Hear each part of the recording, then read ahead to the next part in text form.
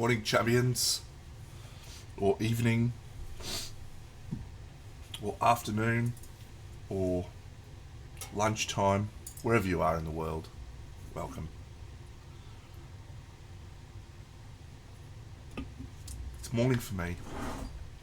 Hello there. I just woke up. I'm excited for some painting. But I'm still literally waking up. So I'll probably be very boring for at least the first 10 minutes.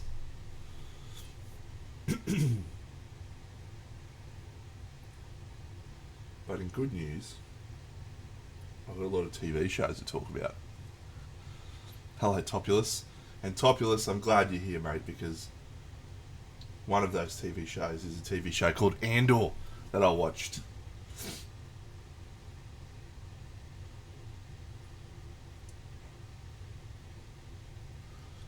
It is about time. So I um, travelled to Tasmania last week for work. So I spent 5 days down there, and it was wonderful. It's a beautiful place.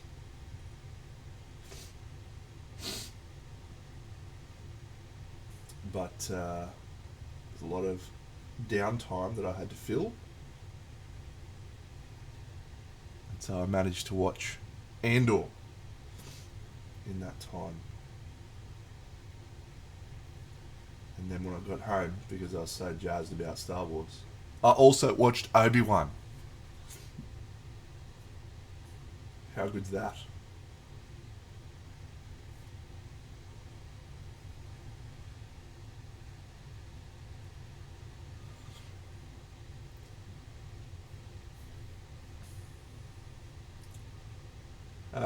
Yeah, I think I probably preferred Andor to Obi-Wan from the perspective of it was a more engaging story, and I didn't really know what was going to happen.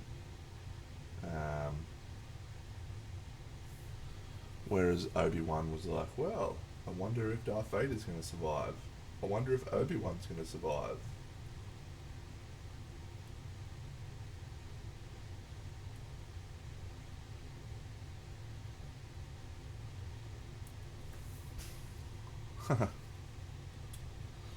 I started this yesterday when I got home.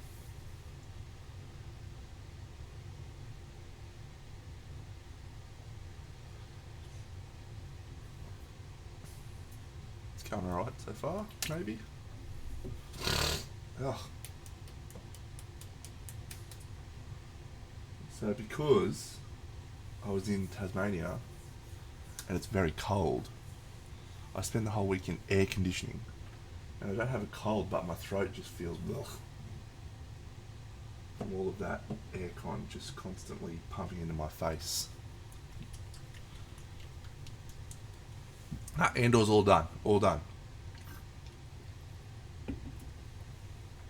I told Ben, and he was so excited. And he said, "Who's your favourite character?" Expecting me to say Andor or someone else. I said, Mon Mothma. She's the fucking best. Cool, Frog Jim. And I saw you were doing some painting with a man painting miniatures the other day too. I like that guy.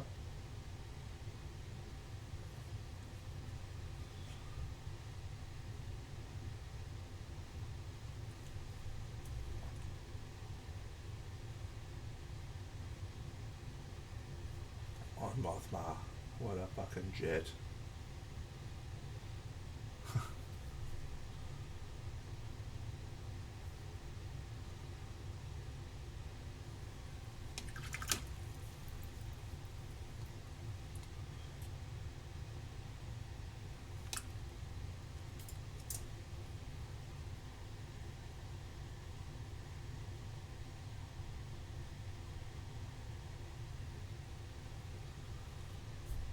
That's cool.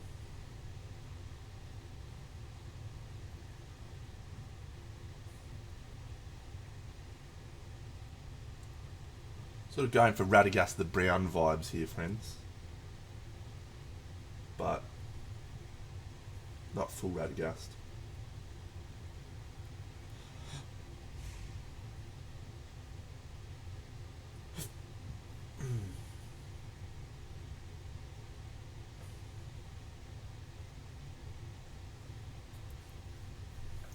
Rabs. Yeah, exactly.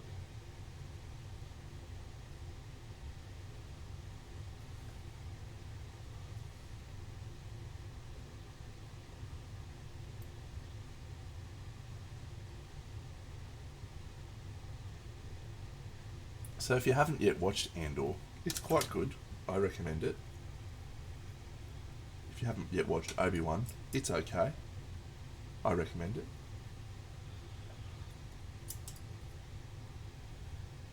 And we're up to episode 4 of 6 of Secret Invasion. I'm not sure what to say about it. I mean, I'm not disliking it.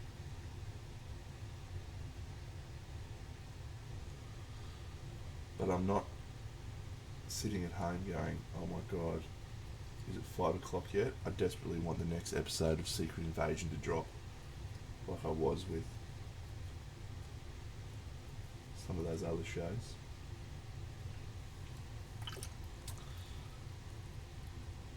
I'll tell you what it's doing.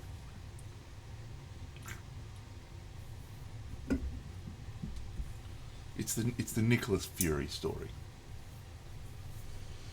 That's all it is. So if you like Nicholas Fury, the character, the show's all about him.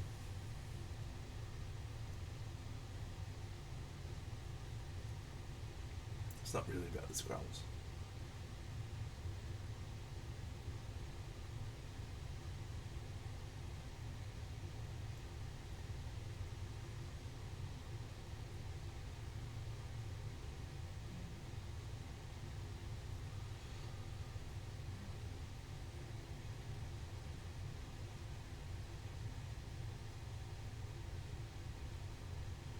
Not as much as we'd like.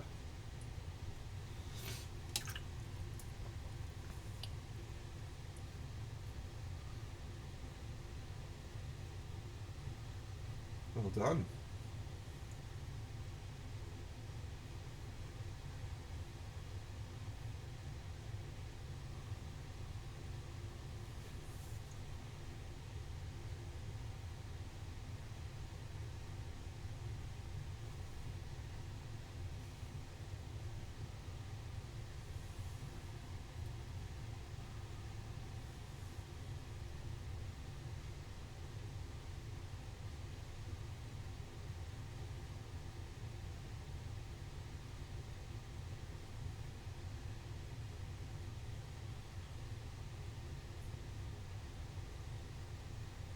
This is really making me want to paint the other models I have from this range. Make me want to get a couple of the other models from this range.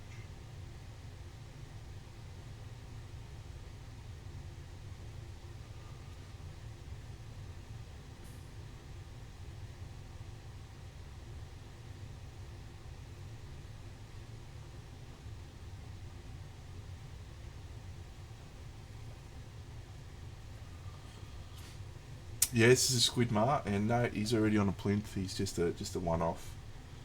I'm trying to get to 6 entries for the Guilds Inn, which is 2 weeks away.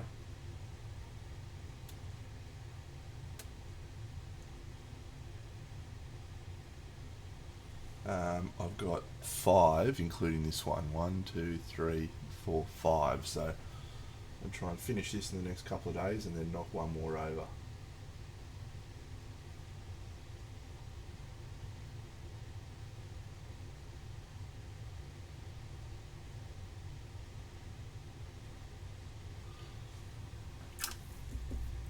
I'd like to do a dio with all the Squidmar miniatures, actually. I saw. I updated my credit card. My address is still correct.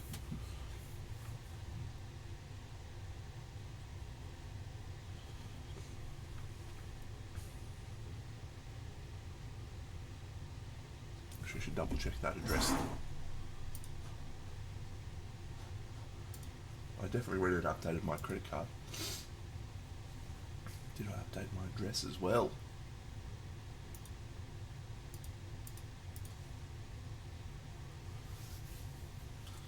I used to get all my stuff sent to my work address.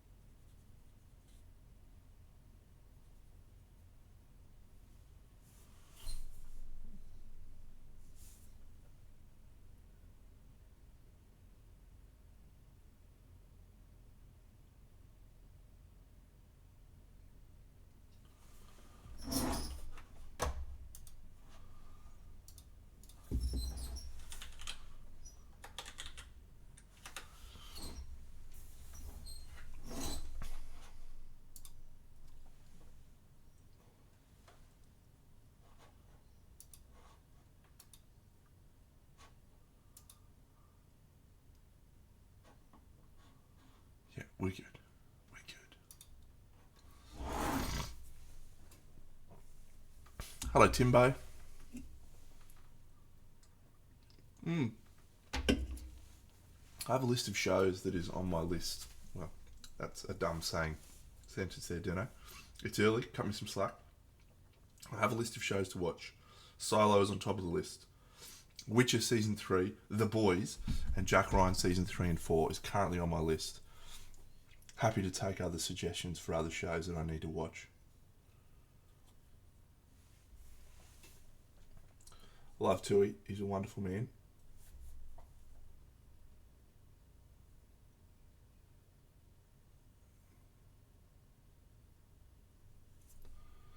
Severance already watched, mate.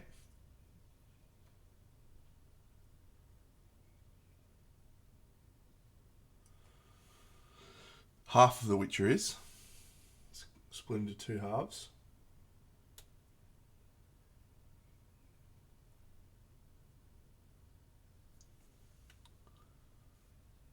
Succession.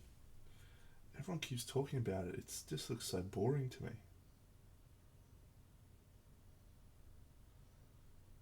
Barry, I've heard a little bit about.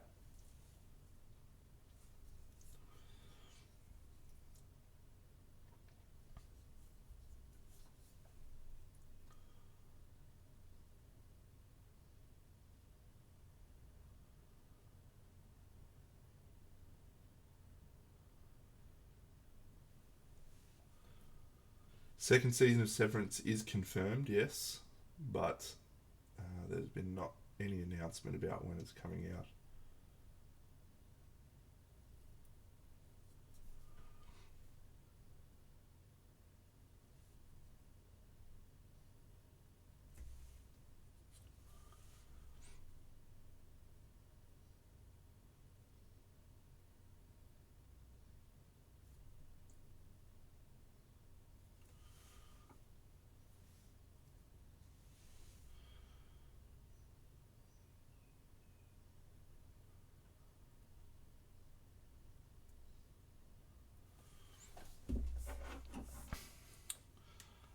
Yeah, Foundation could get added to the list. It's based on Isaac Asimov or something, isn't it? Foundation.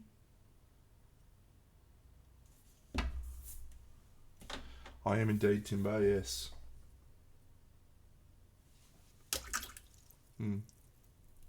Could be good. Might go watch the trailer.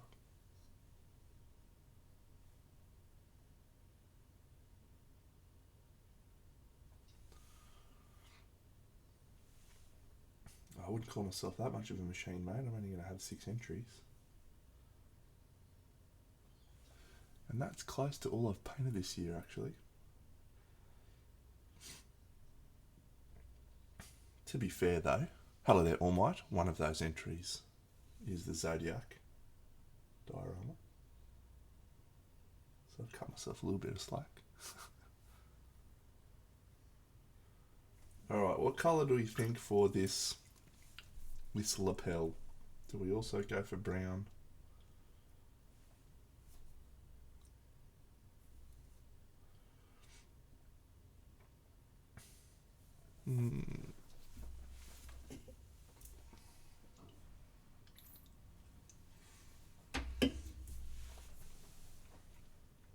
Or do we try something else?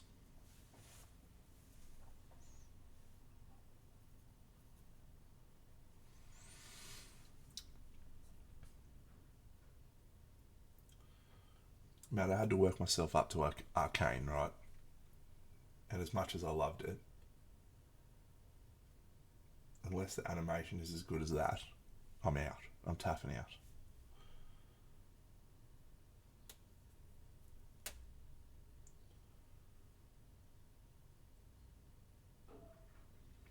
How was your European holiday, Top? Do you want to have a good time? Where's your favourite place you went?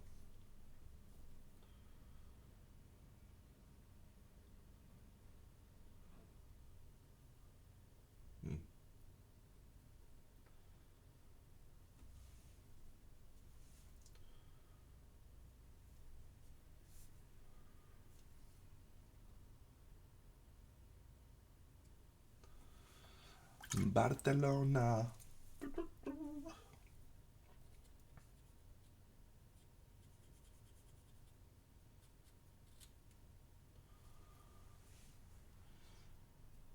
Yeah, I sort of feel like Paris maybe gets a bit of a bad rap.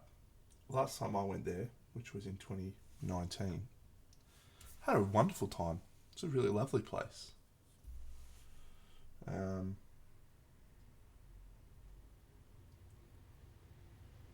Only there for 2 days, but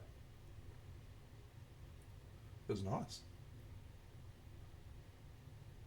No, that's the second time I've been there.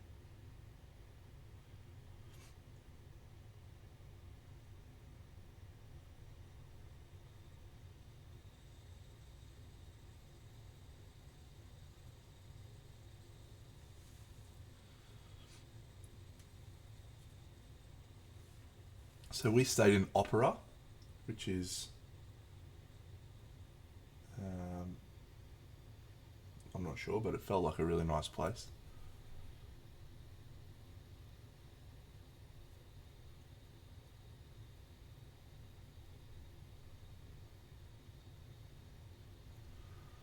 Hey, Tip Top. Thanks, buddy. Yeah, they were too good this year. I wish I could say I understood why New South Wales struggles as much as they do when it comes to state of origin.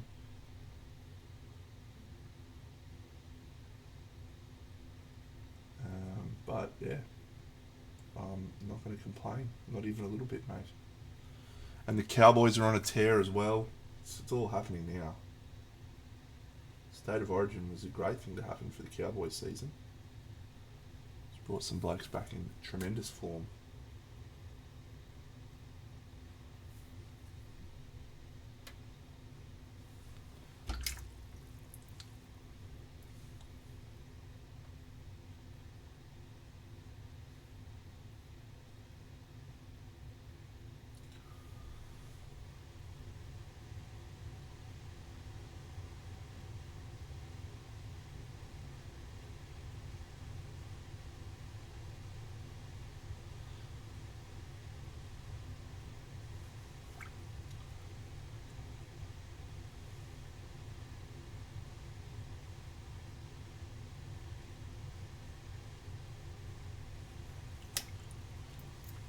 This model is from the Squidmar Miniatures Kickstarter, mate.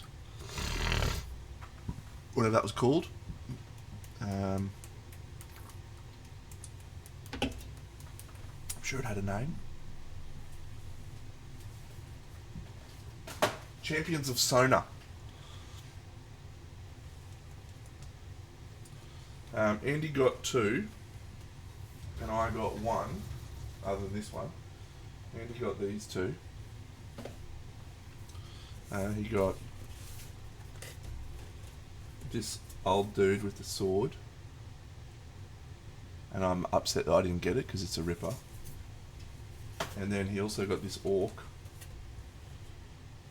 which is pretty nice. It's a very old school Rackham orc style. I like that one, but I'm not as sad I didn't get that one. I got this one though, which is I'm fucking jazzed for. I may even paint this next. I may try and paint that for Guilds Inn. What do we got? That'll be a pushing it, I think. That'll be pushing it, unless I can finish this one today. Even then, it'll still be pushing it.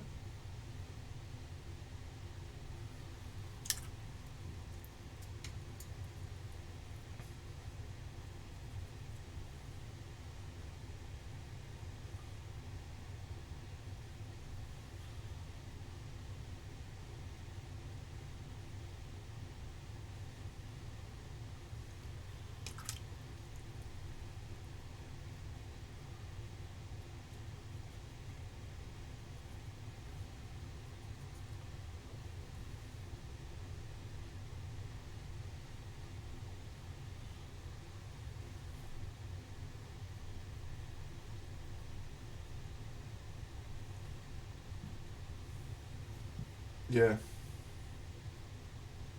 I don't know. I don't know why. I've just enjoyed it as well.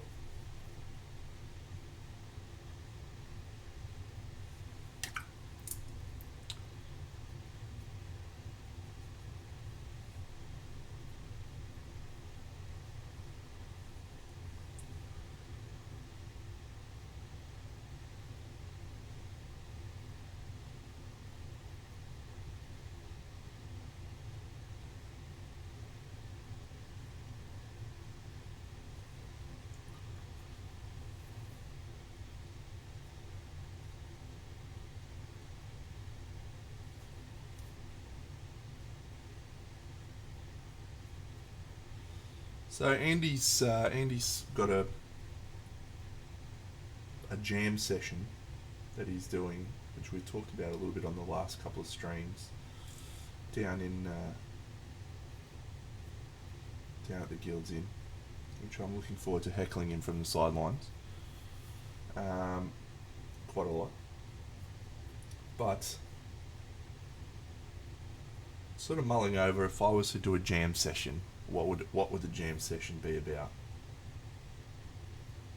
What is it that I'm most passionate about talking about when it comes to Little Toy Soldier? And I landed on a pretty similar outcome to what Andy has decided to do, which is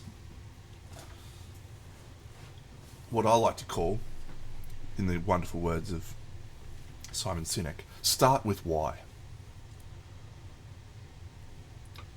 Start with why. Why are you painting?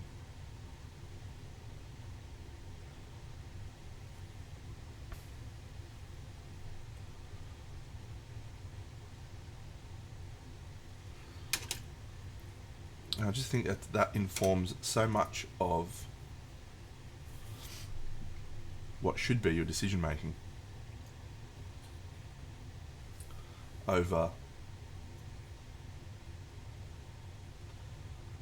an extended period of painting. Like, what is it that you are trying to achieve? Why are you painting? Why are you painting toy soldiers?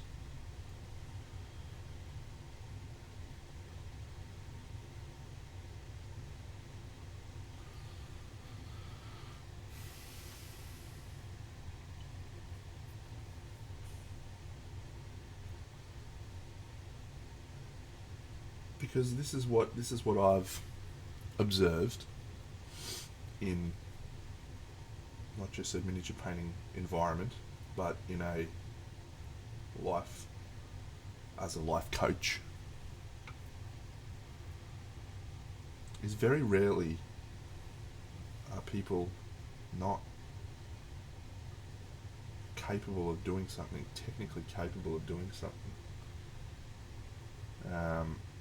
Most of the time, What's holding them back is their desire, their willingness, their mindset.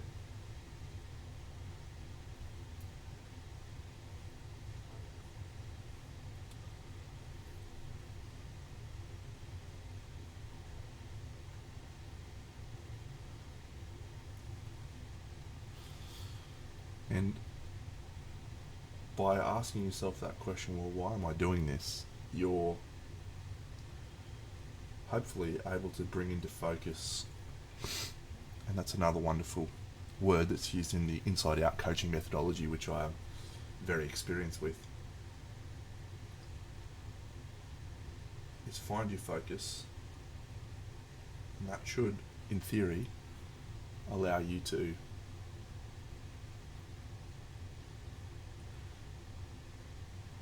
stay dialed into why you're doing something and what it is you're trying to achieve. It's such an interesting thing because there's two sides of the art conversation, and Andy and I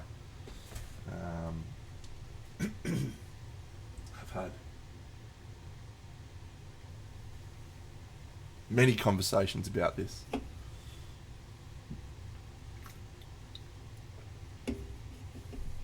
I am painting purely for fun. I'm not painting for competitions. This entry for Guilds Inn is not something that I'm going, you know what, I need this to be the absolute best it can be. I'm not doing that. I haven't done that for a piece for years. And some people have commented that that's at the detriment of my work. I challenge that mindset and say that it's not at the detriment of my work, because that implies that the result is the only thing that matters. And it's not for me. For some people it is. Some people, I'm sure, would be appalled at my laissez-faire approach to miniature painting.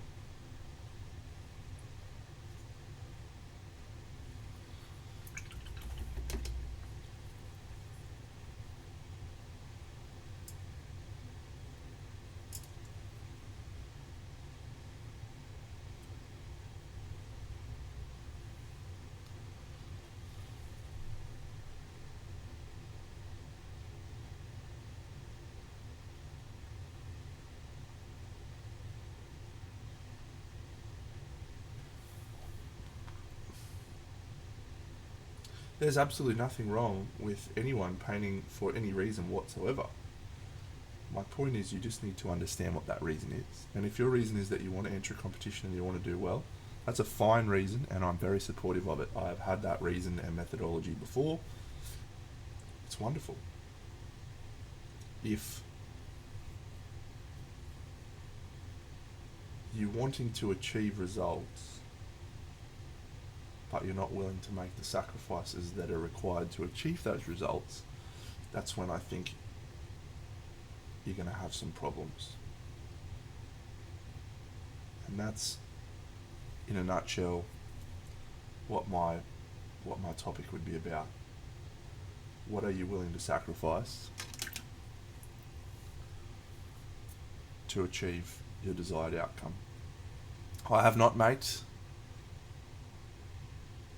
I have not seen any Tyranid previews. I don't follow any Games Workshop on socials, so that's probably a part of it.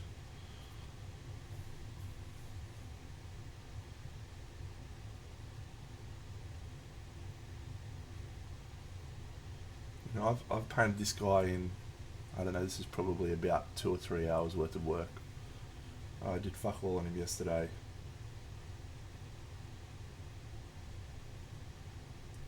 And this is where we're at. And many people would go, Deno, that's bullshit. I want to be able to do that in 2 or 3 hours as well. And I say to them, yes, many people say that to me. What is it that you think has allowed me to do this in that time frame?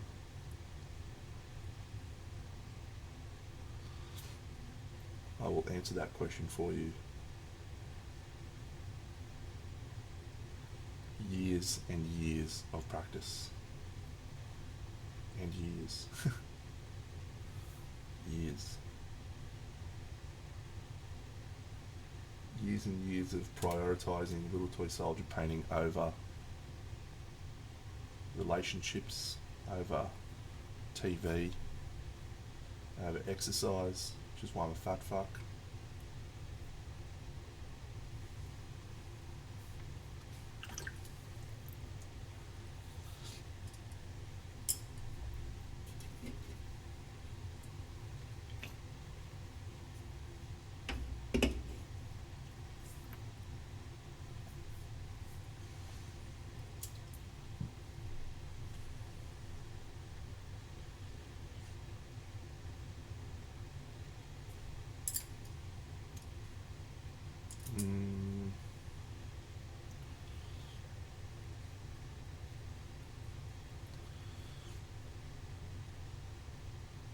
So the point is this, friends. If I have a jam session, it's going to be on start with why. Work out why you're doing this.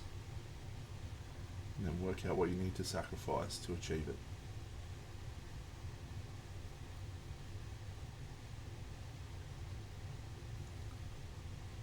And then,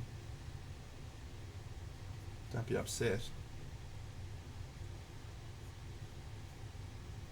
if you haven't sacrificed what you need to.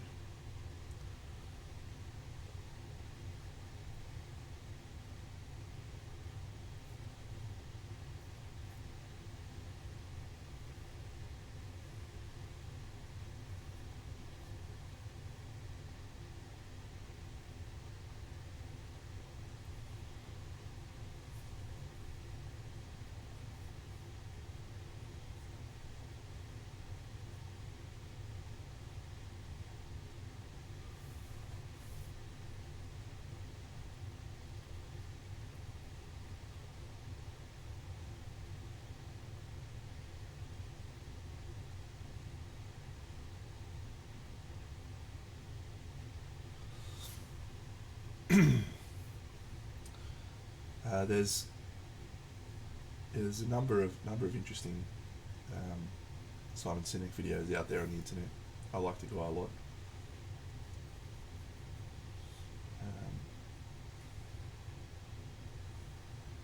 But yeah, at work we did this training course called Inside Out Coaching, the GROW model of coaching, and it was all about basically removing people's mental roadblocks, because in many cases they already know what they need to do. It's just about creating space for them to do it.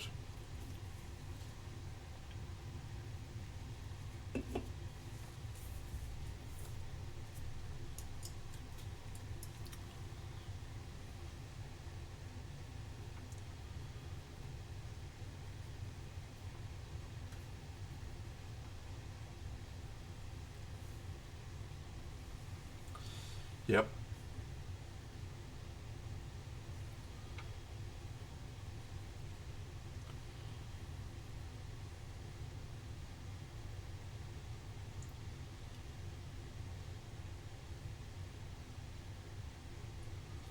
The old servant leadership. Love it.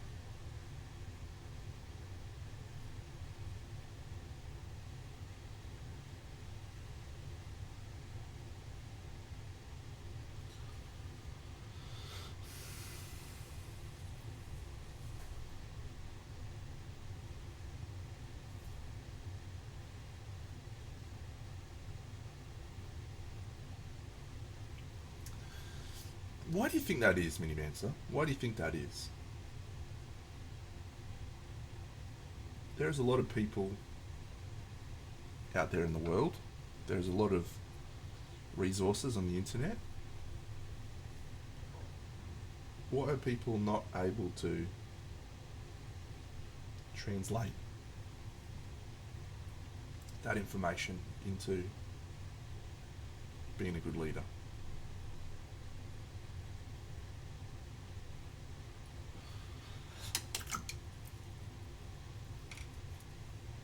I don't want to put too fine a point on it, friends, but I'm a good leader. I'm very comfortable in stating that fact.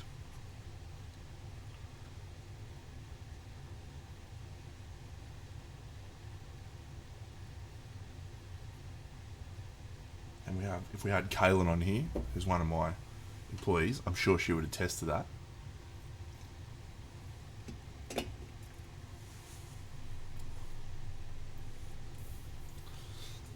But my point is, it doesn't make sense to me. But now that I reflect on it, it is exactly the same as the hobby, exactly the same.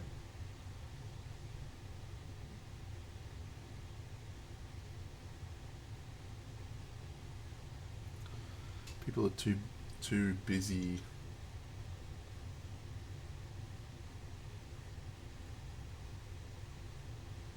wasting time with other stuff. It doesn't matter to be a good leader.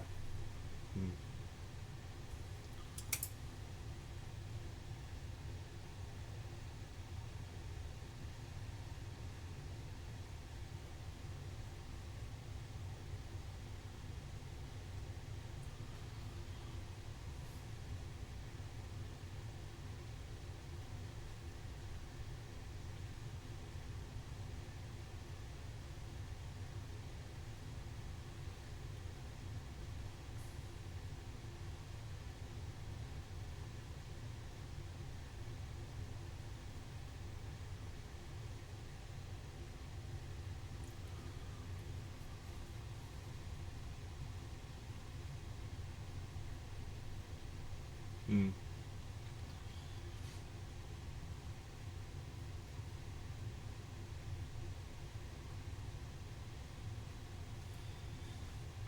Look, there's definitely a lead by example component of being a good leader, but I don't think that is the key, because you're not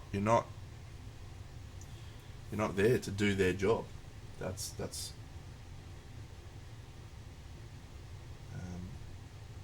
an important distinction that you need to make early.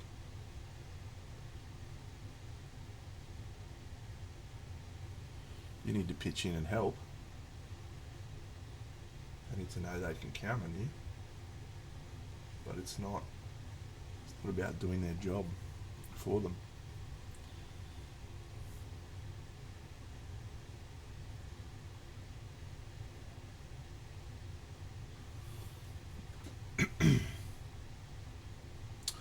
That's pretty much what I've built my brand on. Well, I didn't say it, I was thinking in my head. What I built my brand on is consistency. Consistency of effort. If someone needs to talk to me, they will be able to talk to me, irrespective of what time it is, where it is, etc. We make it happen.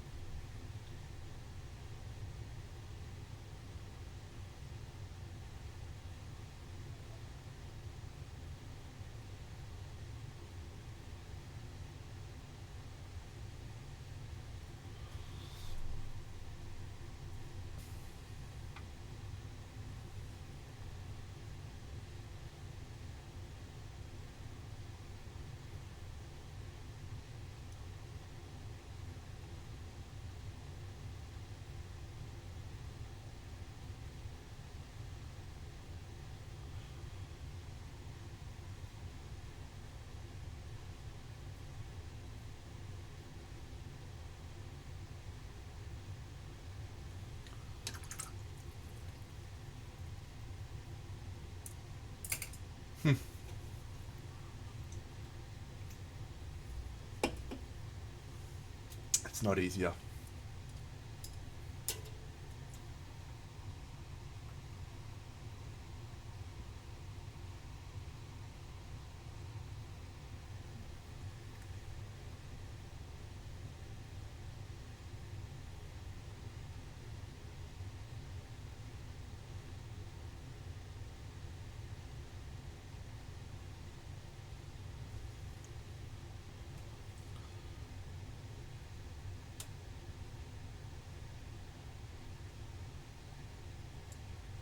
Yeah, I think it comes down to exactly the same things we talked about in here.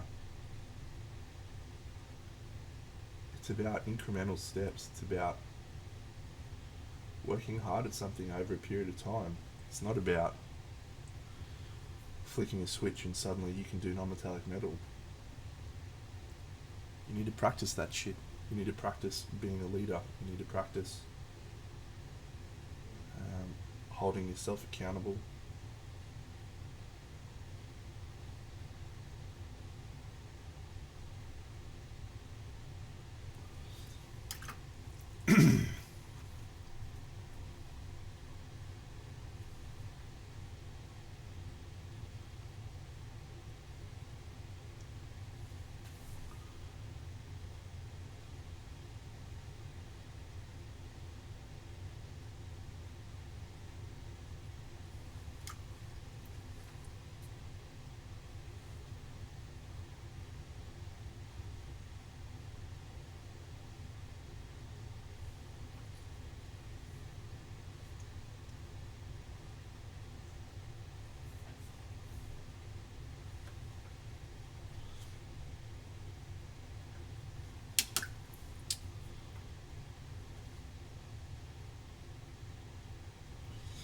It for sure is interesting, friends, because I haven't found it to be a difficult thing to be consistent at miniature painting, because it's something I'm passionate about.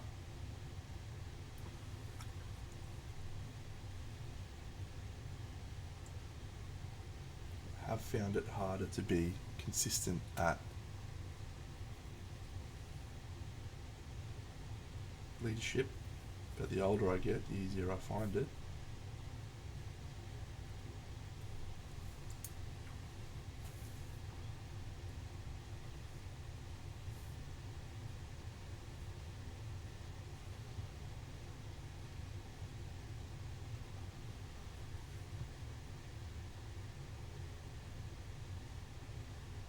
Lesson in that for you, Timbo.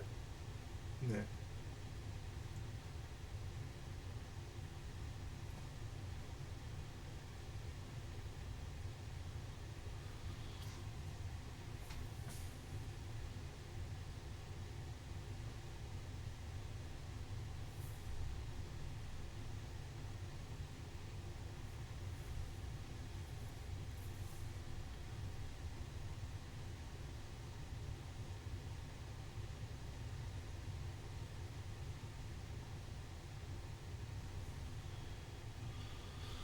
Um, all right, I'm going to toss some ideas up at you, friends, for the Crimson Brush.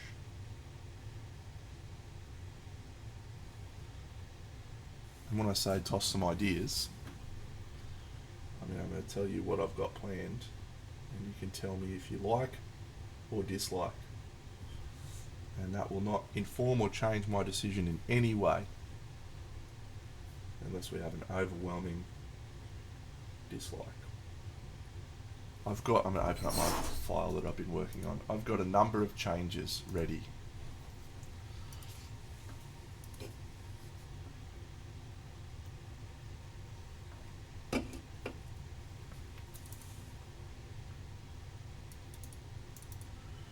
All right. Goal change number 1 for Crimson Brush 2024. We'll be having a separate standard and masters category. Hello Nurgle, I use a Sony Handycam AX33, I think. Sounds close.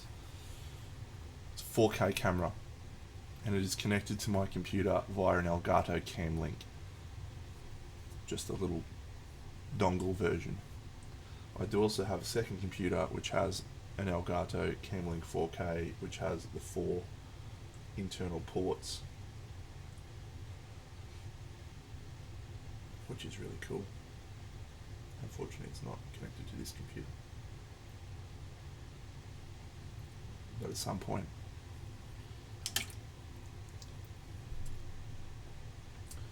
So it'll be self-regulated. People will decide themselves where they want to go. But the rule that we'll be implementing is if someone is a genuine chance of winning a medal in a category above, then they will get promoted.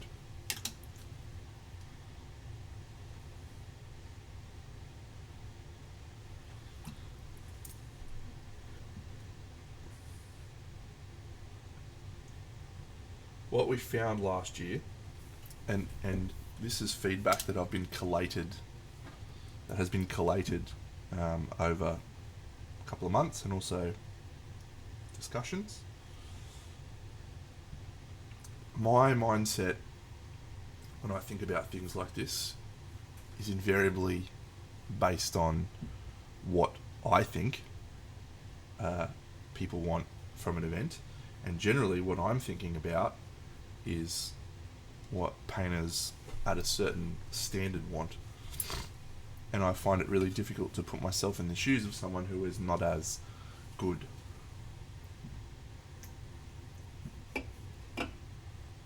And so the feedback was very much like a lot of people were intimidated by the high standard of entries. So by opening up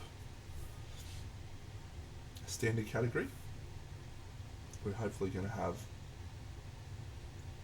painters who are less advanced in their journey feel excited about entering.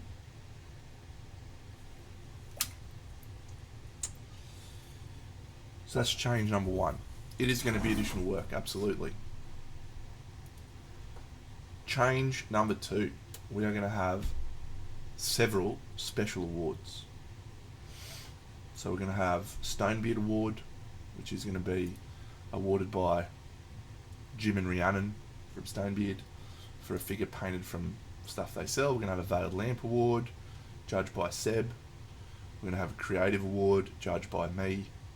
We have a Young Bloods Award. We're going to have an Arc Open Award, etc., etc. So probably one of the downsides of the event. Man, that's so annoying. Fuck off, you stupid throat.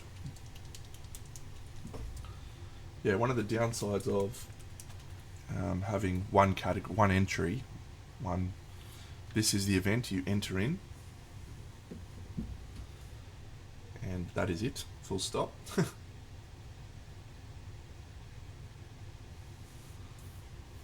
Man, I can't believe I've gone into green on this.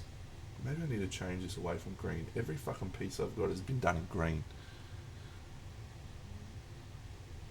Why do I like green so much?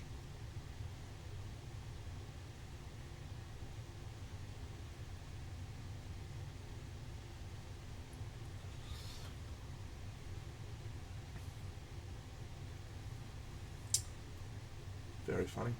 Very good. So yeah, we want to encourage, we want there to be more awards so people can be like, you know what, I'm going to go for that Stonebeard Award. I'm going to go for that thing. Is that open to some negative feelings? The answer is absolutely it is. And one of the reasons we'll have different judges for those categories is to eliminate bias to some extent. But there'll still be bias. The only way we can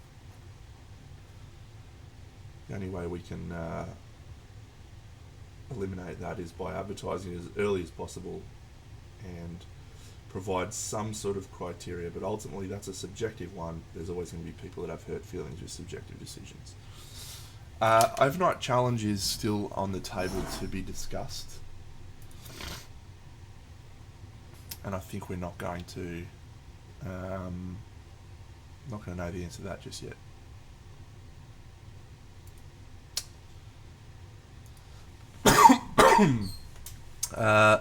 Commended entries, we already introduced that last year, but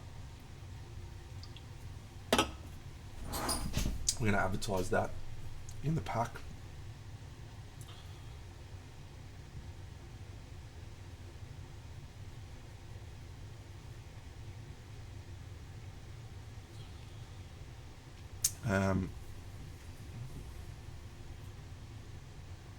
One of the downsides of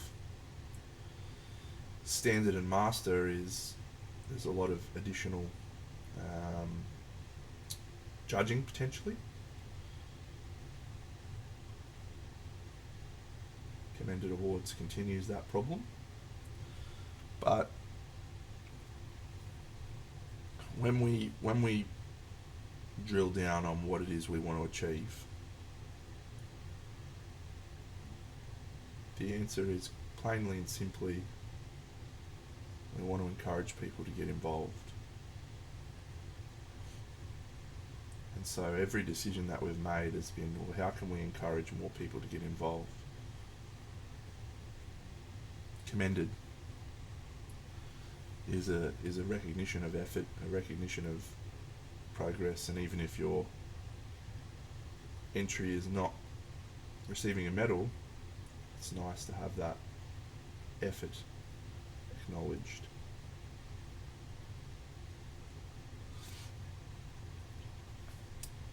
That's a great question. That is a decision for the judges to make. I will not be part of the judging panel this year at this point in time. Who knows what will happen? Hopefully not. Next change is a physical one, which isn't going to be relevant to you guys, just about how we lay things out. Overnight challenge and speed painting. One of the issues we have is we're constrained by space. So we would love to have more space to allow us to do more things, such as a speed painting challenge. So we are going to work on having more space this year, maybe, if we can.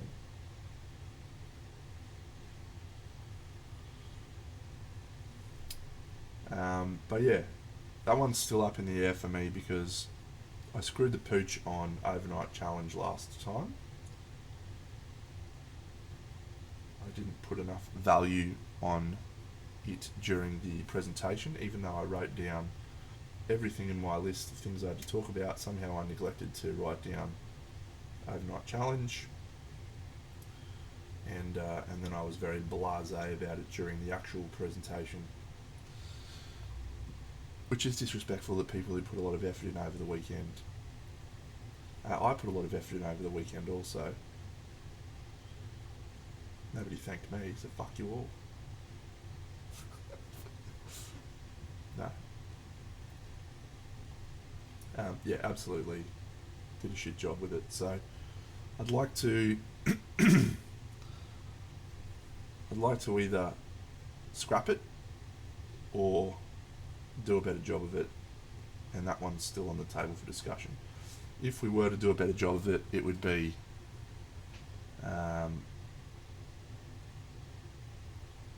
take photos of the entries, which again creates a lot of additional work for Dave or myself. It would be have the entries finished by judging, so they could be judged as a part of that. Something like that. But the other option is to just scrap it, because it's potentially taking the focus away. Yeah, some people are salty, and fair enough. Fair enough. It's advertised. It's in our rules pack, and I did a shit job. I own that. I own that mistake. I even made an apology post very soon after.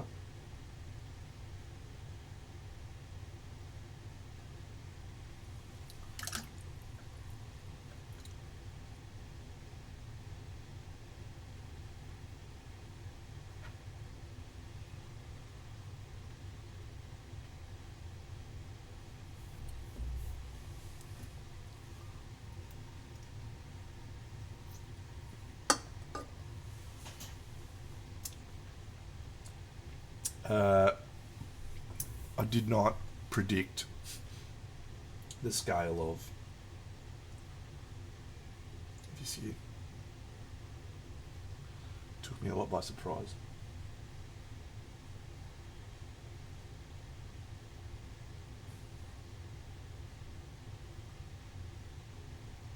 However, I'm prepared for that this year because we're going to have a roster for people that are working on the weekend to make sure things are done. And then the last two changes that we're making will be we will have increased promotional material, particularly downstairs, to direct people to where we are.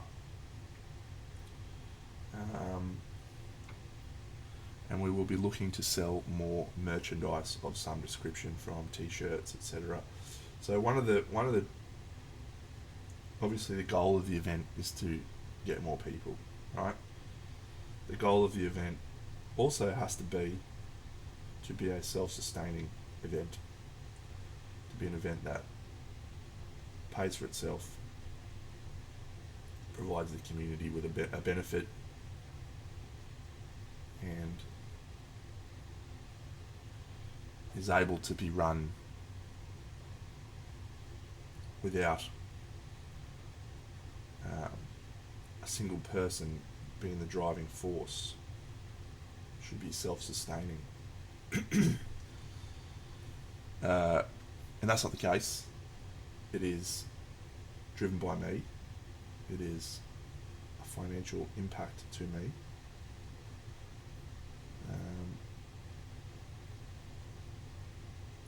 So we need to figure out a way for that to be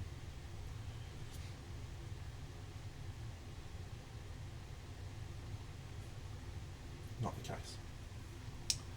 So yeah, some promotional material, shirts, mugs, etc.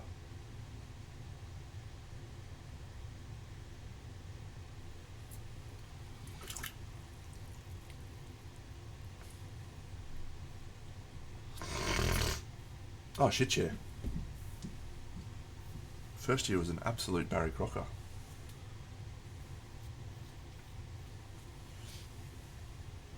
But that's okay.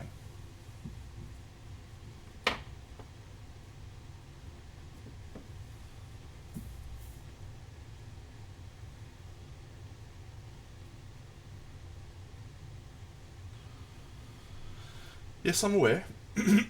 But as I'm sure you know, mate, you don't build things up straight away. They don't just turn on.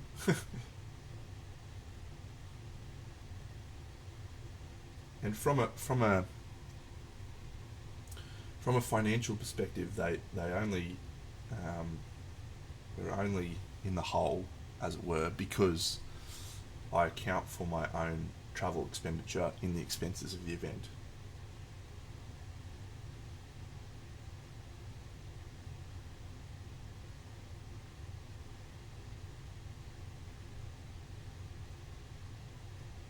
Which is kind of a fallacy because I'm going to go down to Cancun anyway.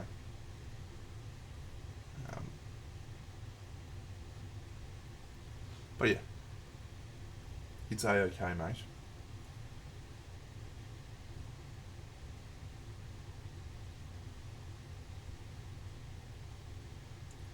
So those are all the changes we've got planned for next year. Yeah, $5 an entry. So we've got a couple of questions that need to be discussed that are still up for decision making. The first is, do we judge a display from a particular entrant over individual entries? Or do we judge individual entries?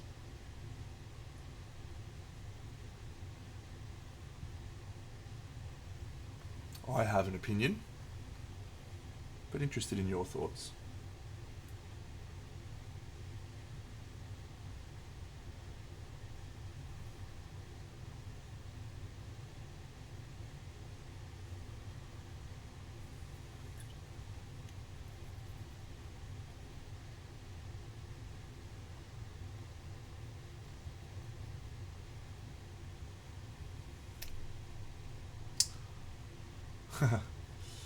Sure, Scarabost. So at European events in general, you'll pay your entry fee of 20, 30 bucks or whatever it is. For Monty, it was like €25. And then you can enter as many models as you want in that entry fee. And your entire collection of models that you enter is judged as a whole. So it's not just a individual piece by piece entry. Collectively, they look at all of your entries and determine if it is meriting an award, the whole display.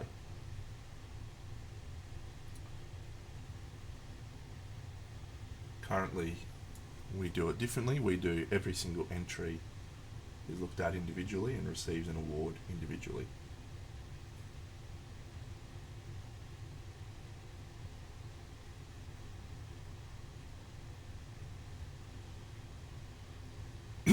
Absolutely, as I discovered at Monty a few years ago.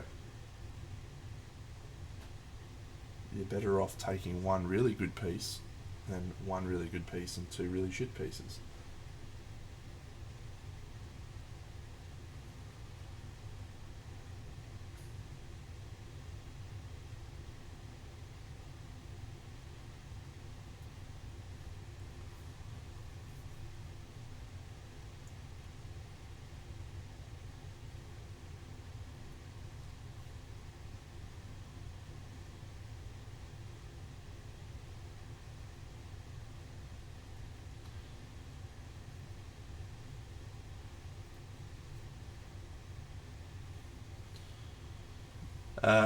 Yeah. Well, I'll give you my opinion.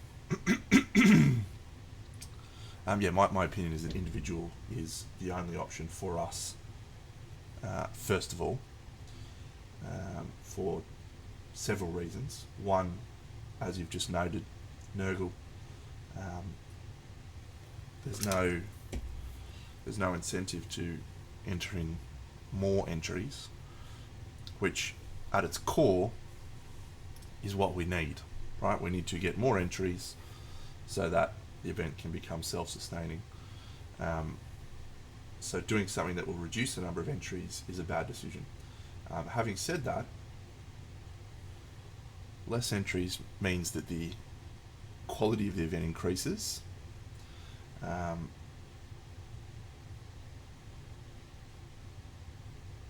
But hello, Riku Painting. Thank you for the raid. You're a superstar. Let's go do a shout out.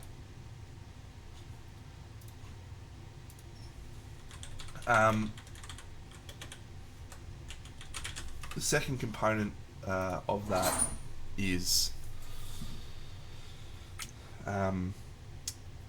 it also, again, specifically targets painters that are experienced as having a benefit.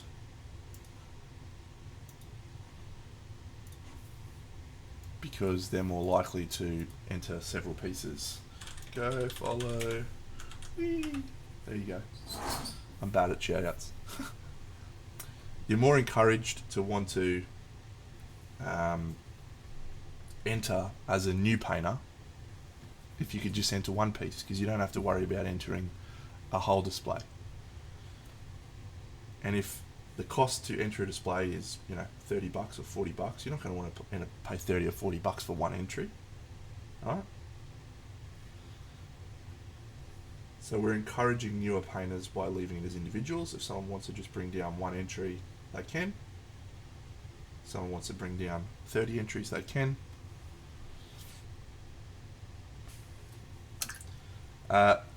So at Monty and SMC, if a display had one piece that was significantly better than the rest, they just judged that one. And that was actually what happened to me at SMC. My best piece was awarded a silver, and everything else got nothing. Nothing.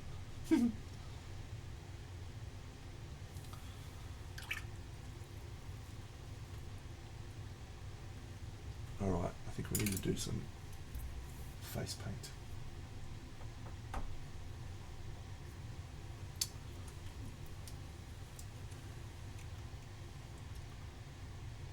So there's pros and cons to both methods, right? Having individuals will increase the quality of the event, almost certainly, but at the expense of more entries. Having a display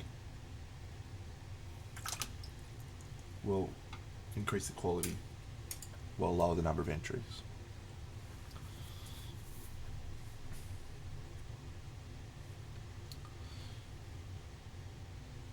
But we have to balance the decision making around, is this the best for our event?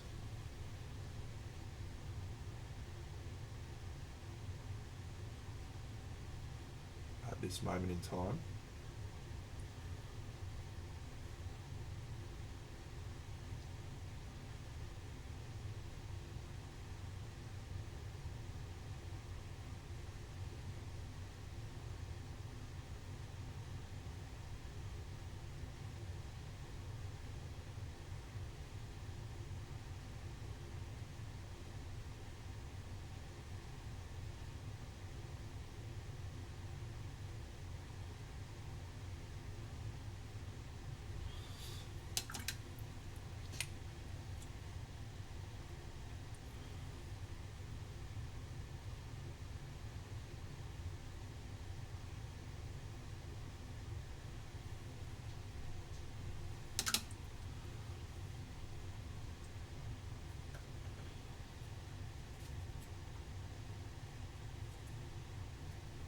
So I think where we're going to land on is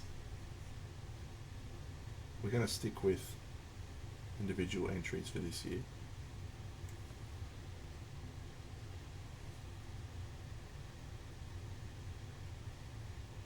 Because it's more beginner friendly. It's more likely to encourage people to come in and enter.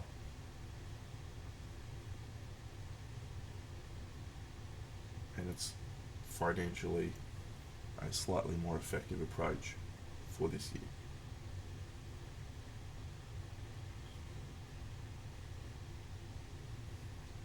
Fluid Art also raiding in. Hello, champion. It's Raid Central tonight.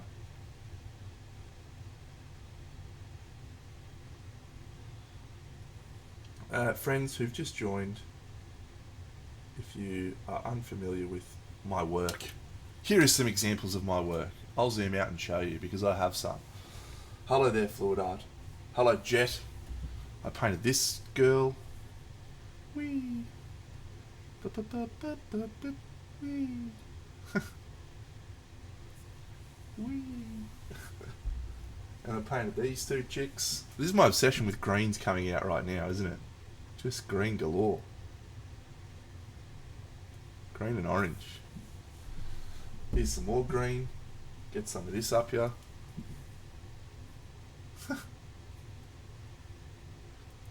Yeah.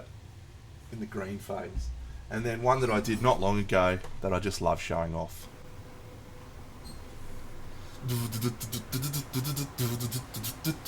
We need to get the blade music for this.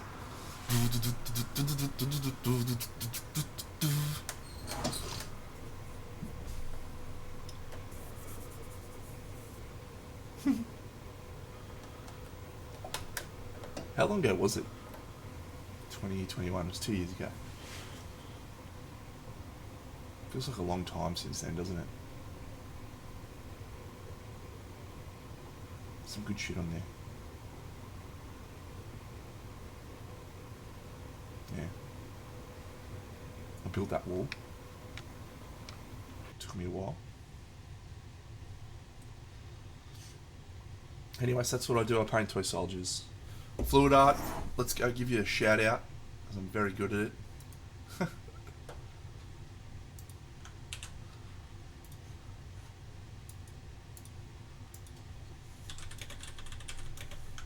Yeah!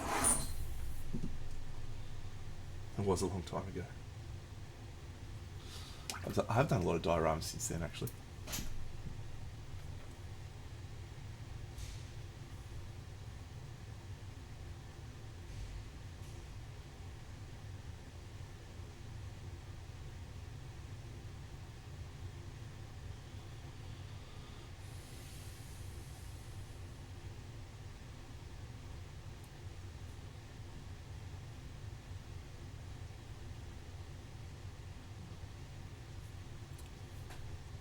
Yeah, the vampires are probably the second most recent diorama. I did them late last year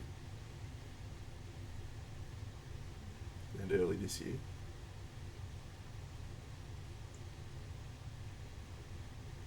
And I also did. What else did I do this year? I did Zodiac this year. I've only really got one big one planned at the moment. One more big one. Yeah, Camelot. We went Camelot, and then we went. Yeah, we did Hera. Let's have a look at my Instagram. I don't really remember the timeline. Unfortunately, I've painted a lot of shit.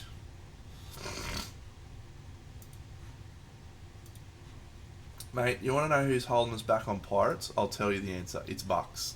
Bucks is the problem. Alright? Bucks is the problem.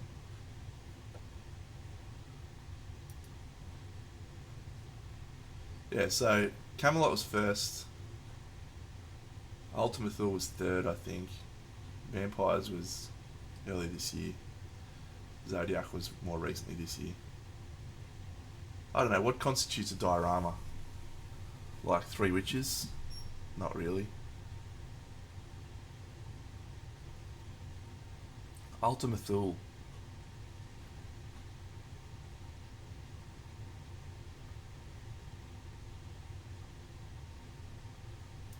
That was in 73 weeks. That was last year.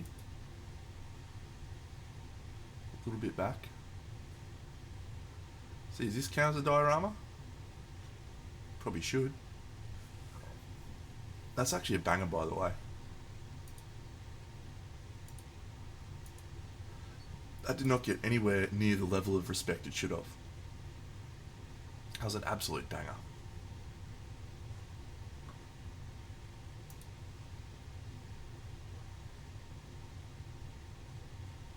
Yeah, this one. That one counts, probably.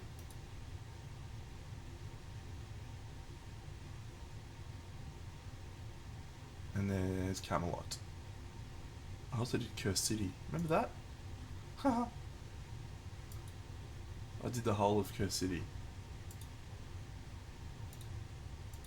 How good. Imelda Braskov. Gravedigger. Those guys were cool. I enjoyed them. He was less cool. Look at that guy. Yes.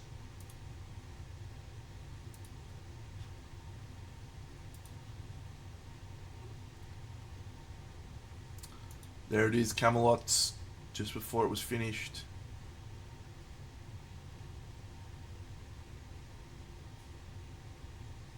And there was a lot of work in that thing, I tell you what. A lot of work.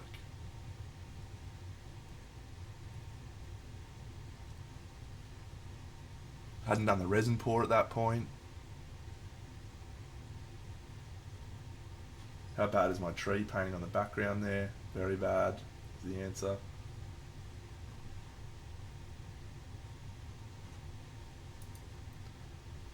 So Camelot was the first big one, wasn't it? Sort of. Because I also did, oh yeah, remember her? Rebel pilot. Sick. Did the rebel symbol on her.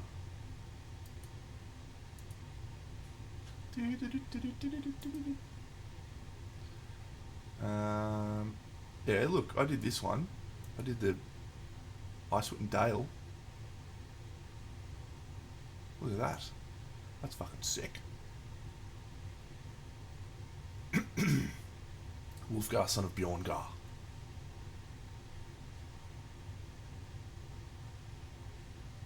I'm so happy about that. That's such a good project. I've even done drop shadows. Look at that. Drop shadows. It's bad drop shadows, but I did them.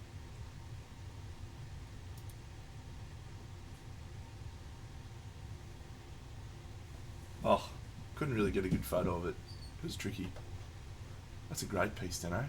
Well done. The actual very first diorama I think I did was this one maybe. Also a banger, by the way.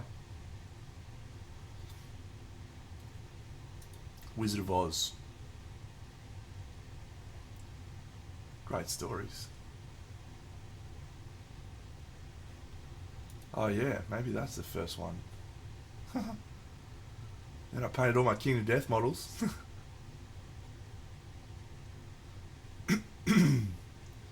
Do you remember when it was by September? Look at this. I was a good painter back then. I should do more of that stuff. This is awesome too. Look at that. Why don't I paint good anymore, friends?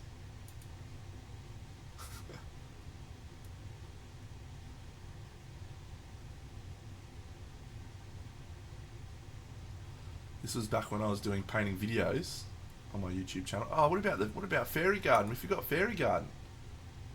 That's awesome.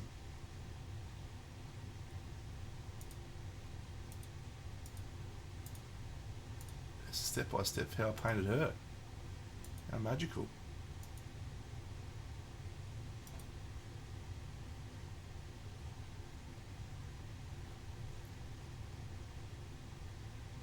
Yeah, that's a banger.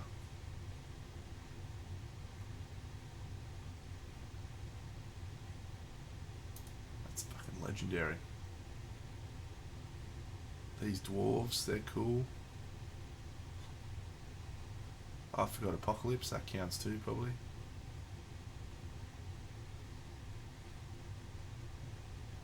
This guy's fun. Here we go.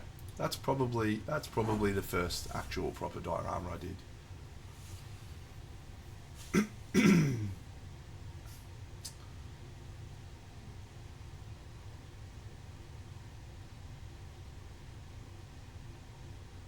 I would do a lot of things differently now.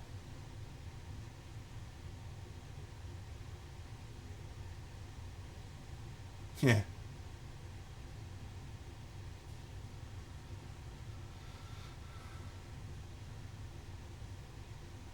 And maybe I wouldn't do that much differently actually. Just there'd be some refinement of some of the colour choices, and I think I would change up some of the browns and the reds and soften it out a little bit more, have a little bit less colour.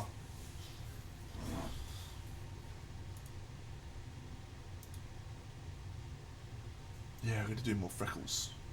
Freckles are fun.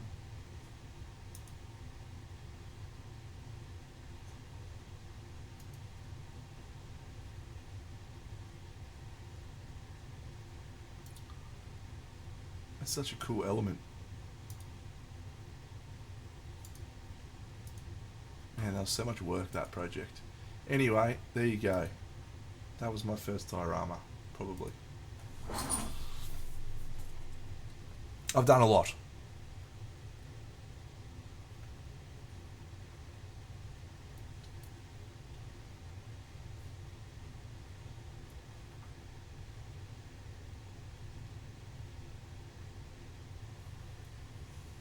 Yeah, freckles are awesome.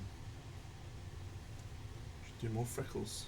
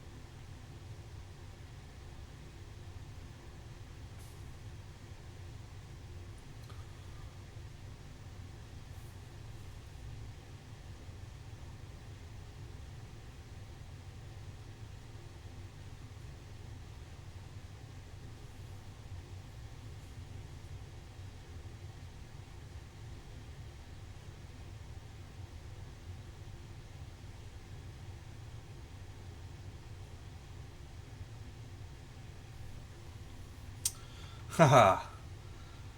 I've been doing okay the last couple of weeks. Yeah, my body seems to be getting a little bit more used to the rigors, but I did cop an absolute bashing in the ribs, and that's been sore for about 2 weeks now. But but it's okay. I'm feeling good. It's been a nice remembering about how I used to be good at sports, and I'm not anymore. Having fun, having fun though. Let's do a little bit of airbrushing, shall we?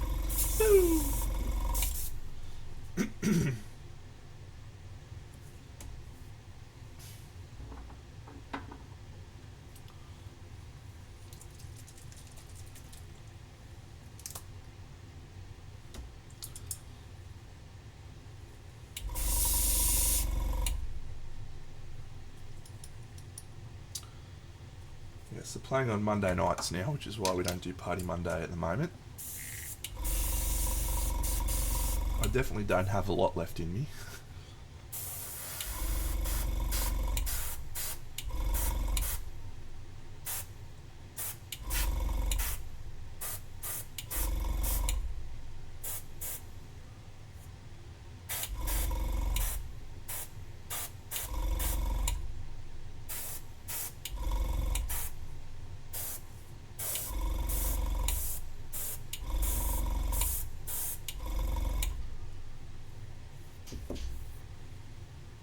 Do you remember?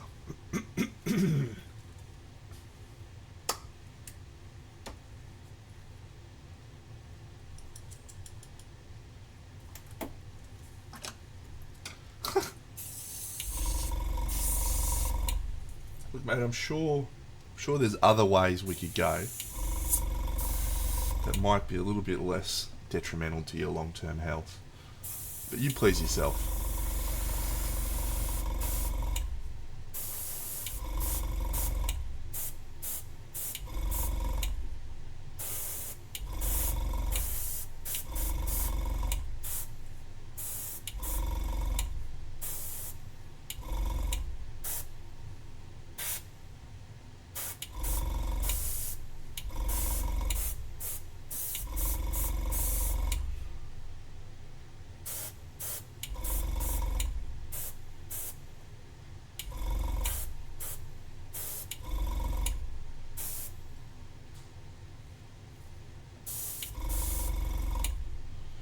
Alright. I think what I need to do...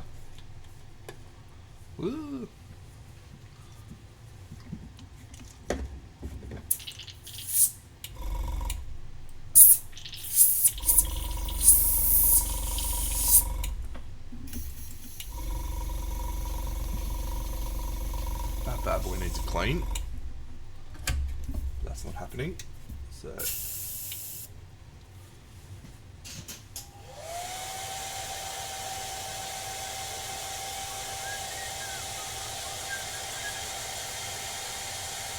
We're chasing the clouds away. Oh, oh, oh, party on.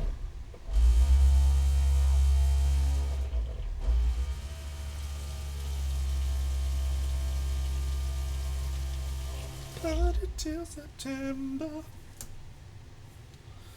Never was a cloudy day.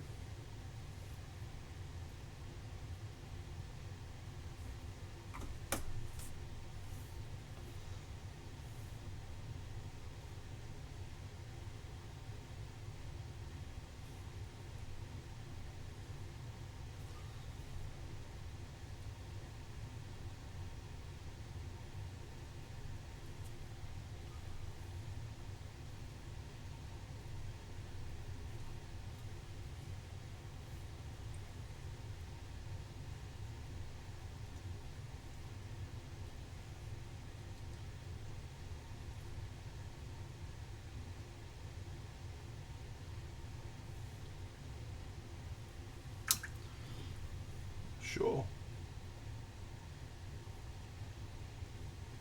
With the caveat that Has to be finished by Crimson Brush. No, Crystal, no, Gild's In. Has to be finished by then. That's the only way.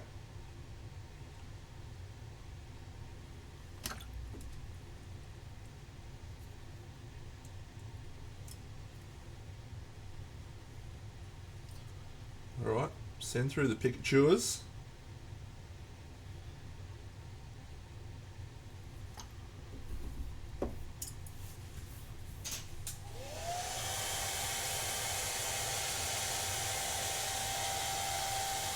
Do you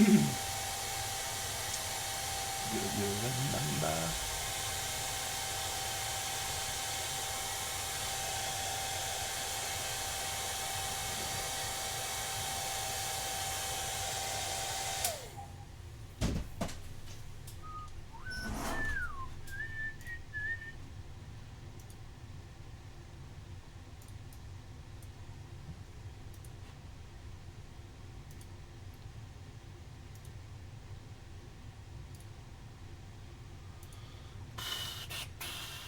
Hey, Kung Fu.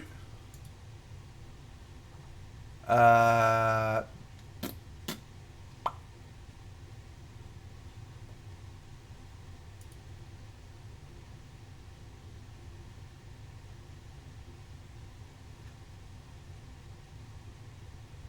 is his eye glowing? Is that the intent?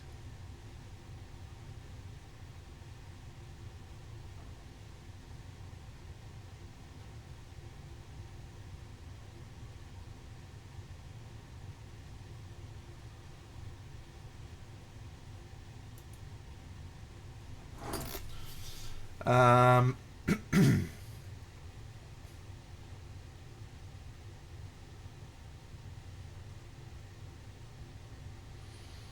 it's really hard to get two strong OSL light sources to look right.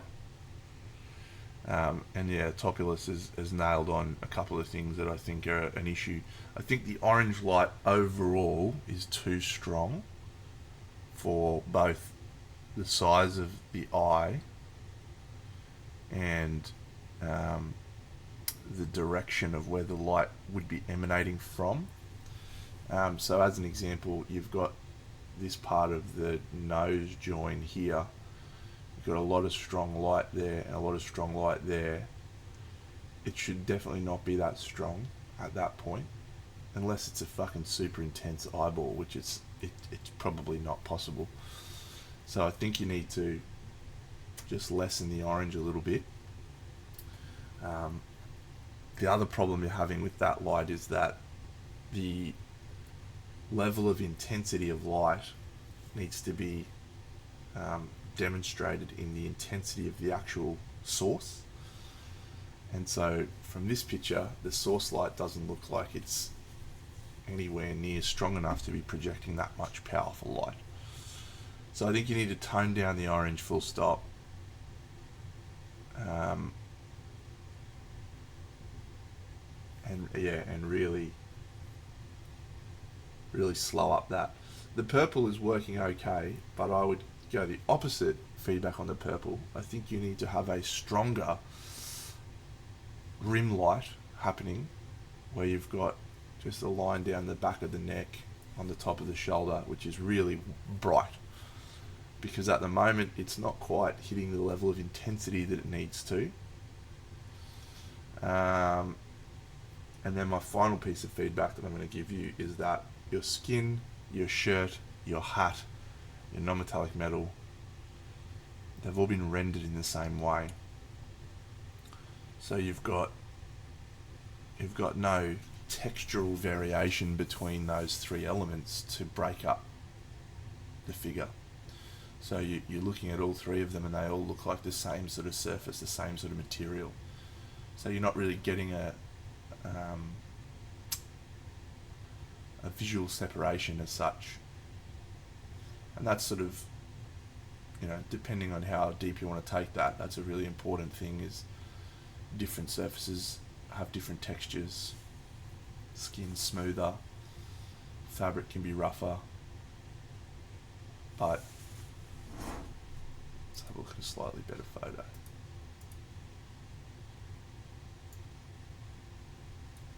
definitely the same feedback applies to the textural elements. Yeah, the orange is too much light. And the lower, you got to think about the light, right? So if the light is in the eye socket, underneath the eyelid does not have any light. It's not possible. You can't possibly have it. Nor should this part down here have light, because that's a recess, a shadow. So it really just needs to be this line here, a little bit of this bit, a little bit of the top of the eyelid, and the underlight is the only bits that need to have light. Everything else should be nothing. It just doesn't feel right, that orange, so I think you need to dial that the fuck down. That is all.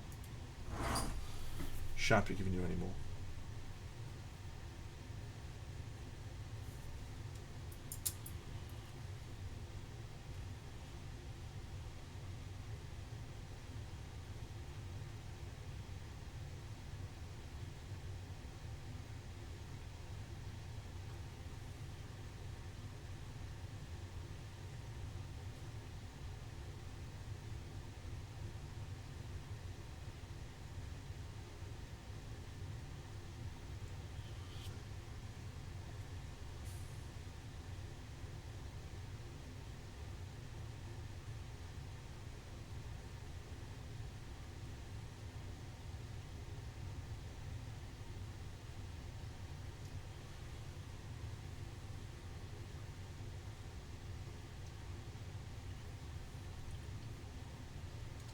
Well, if you think it looks cooler, then you run with it, mate. Rule of cool trumps everything that I've just said.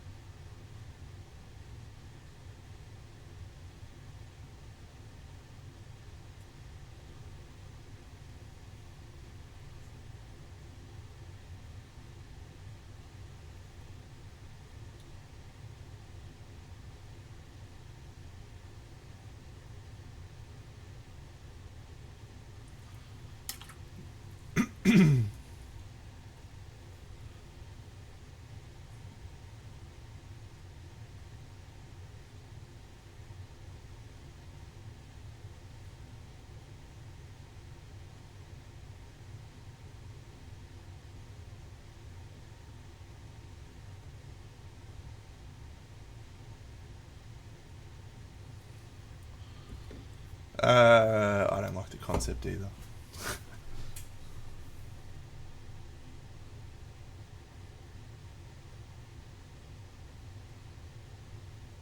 I think you go one or the other. Hey, Match Fixer.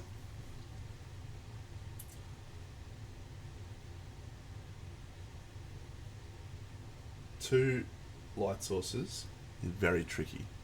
Very, very tricky.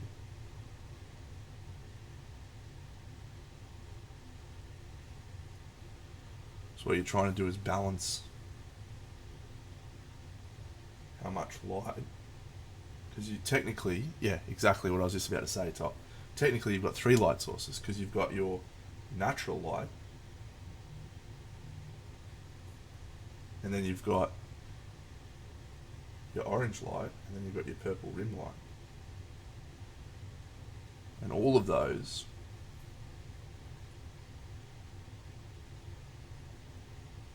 are fighting for intensity, which means you don't have a clear focal point as such. Oh, give it a crack, mate. Like, what's the worst that can happen? It goes shit house? Don't listen to me.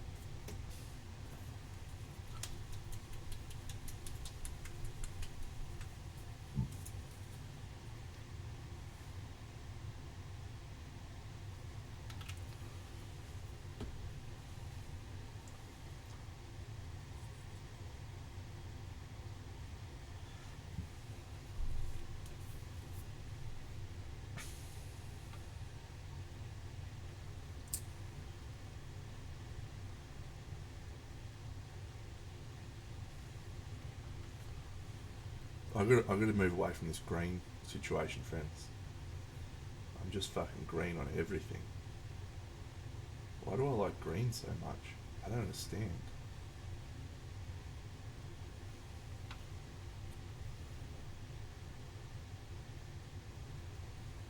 Everything I'm painting at the moment is green.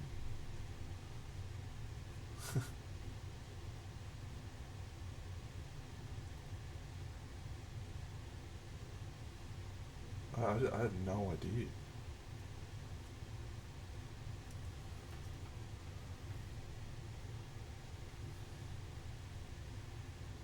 It's a good question, mate.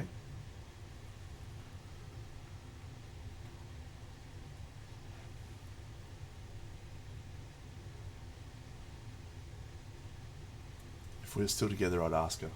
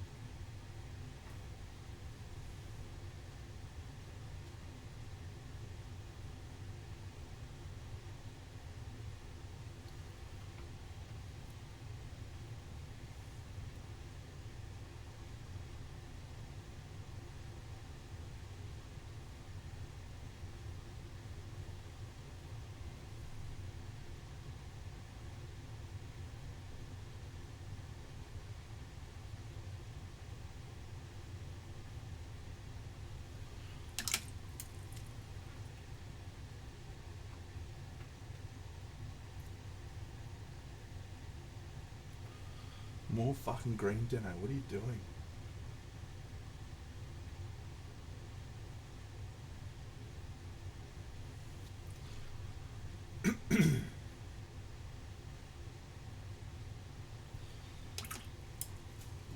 Yeah, Tassie's nice, mate. Beautiful, beautiful part of the world. If you've never been, it's wonderful down there. I love it. Got to catch up with one of my mates, the big whale, which was awesome.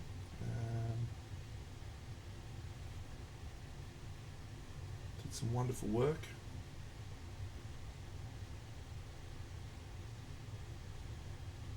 I went and bought a massive coat because everyone told me how cold it was down there.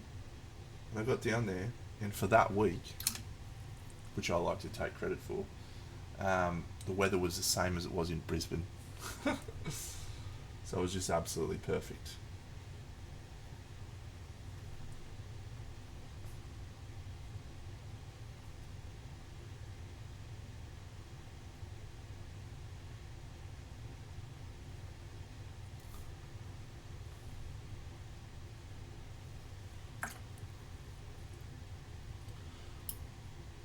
Yeah.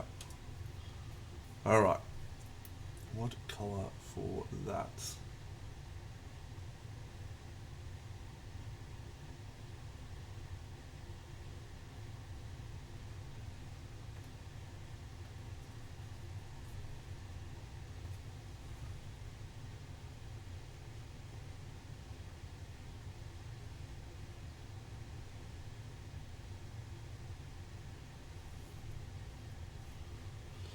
At this point in time, that's a yes. Wednesday or Thursday. Um,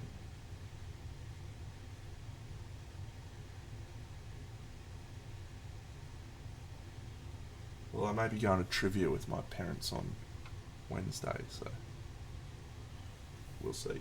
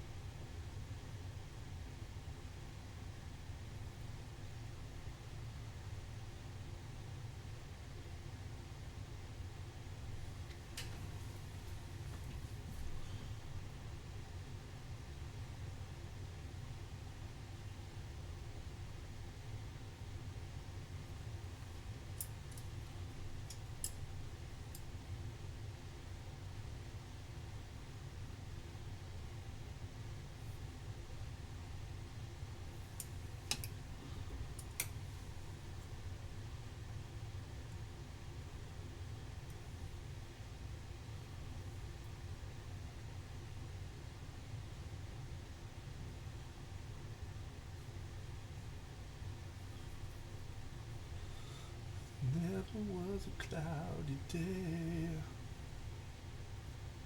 Is that guy's tail, is it? Ah, maybe that's his tail. What sort of animal is that? What sort of little guy is that?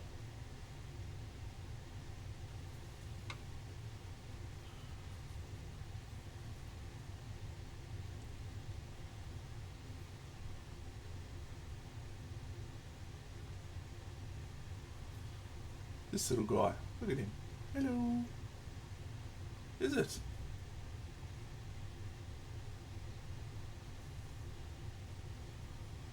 What does the fox say?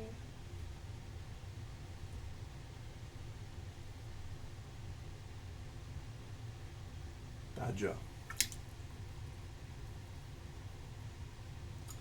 I don't know. I feel like we need to break up the Browns though, so.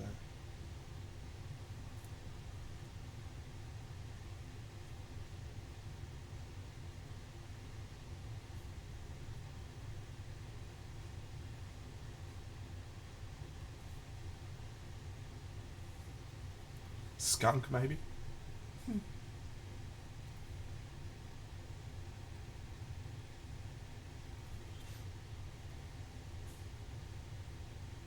I know that's not on camera, sorry.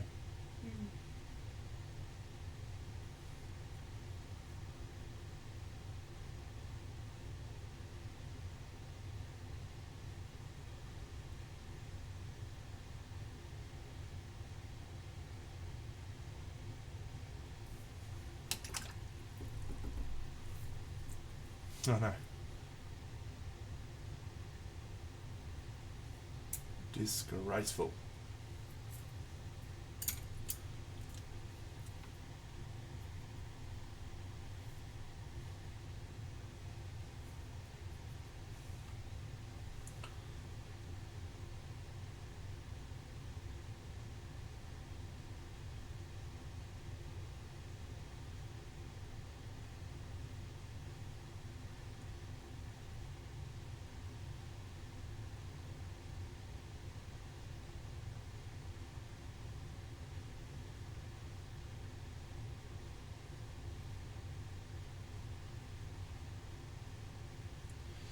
I have to say, I think for about 4 hours of work, friends, this is a pretty good little job.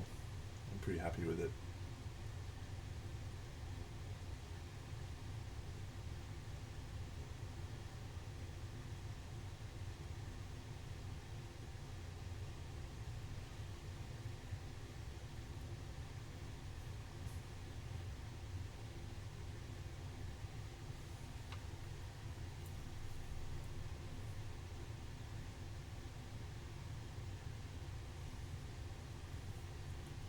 Go, go, Power Rangers.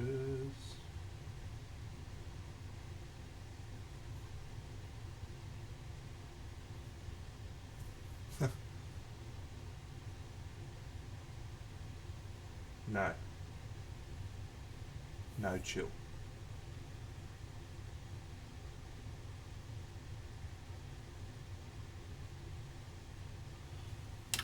Thanks, buddy. Sleep well. Dream a little dream of me. Or not, that'd be pretty weird.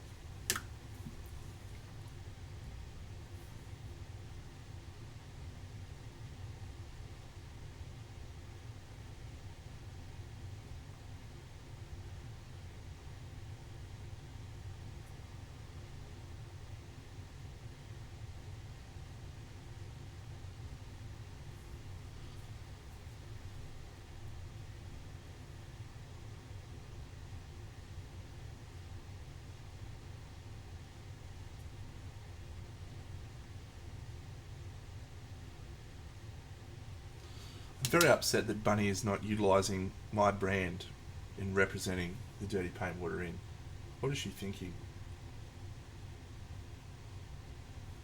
After all the effort I've put in to managing this Discord, it's just disgraceful. I don't even get a look in. You know what I'm saying?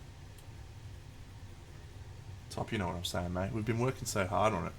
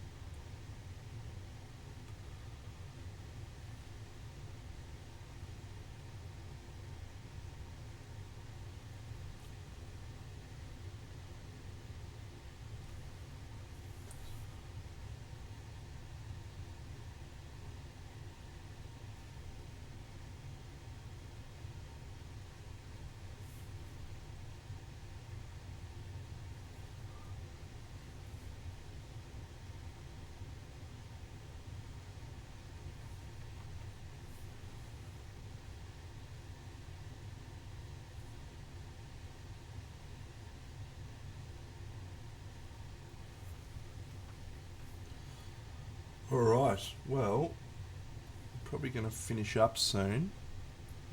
Oh wow, 2 hours, alright.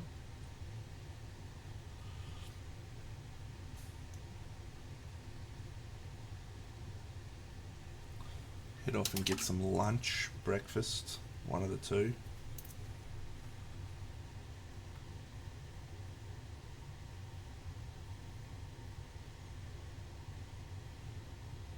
And decide what to do with the rest of my day. Brunch. Yes, exactly.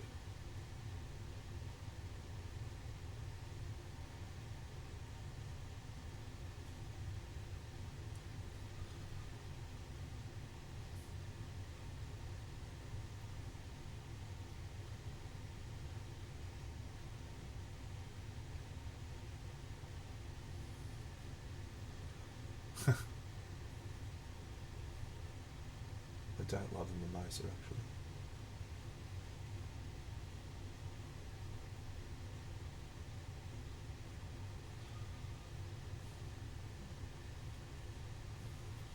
Life is a journey, Top.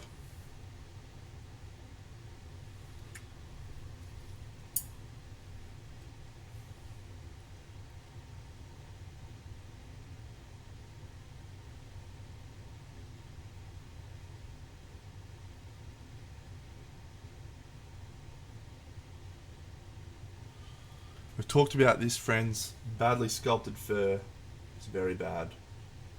And unfortunately, I don't love the majority of the fur sculpted on this model. Very bad.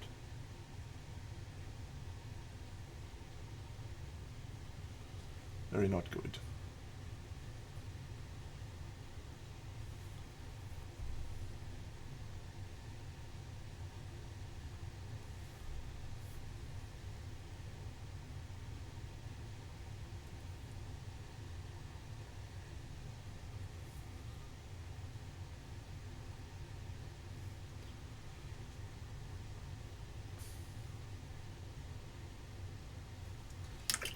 Let's see what we can do to correct that with some of the wonders of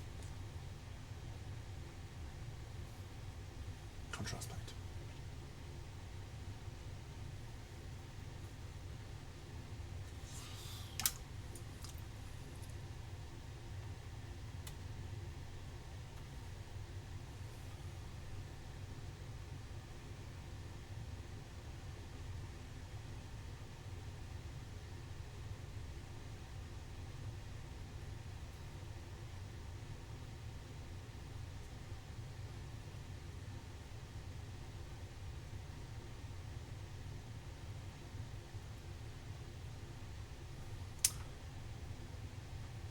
The grand maestro of fur sculpting is, of course, Lucas Pina, but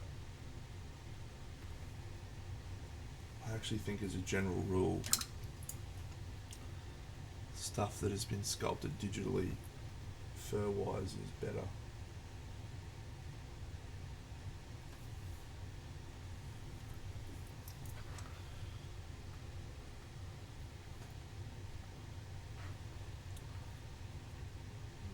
Too much water on my palette. Get out of here.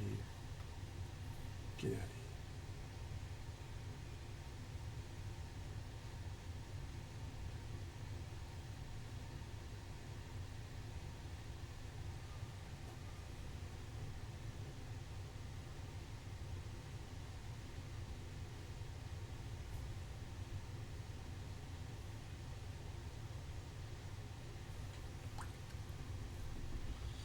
Indeed.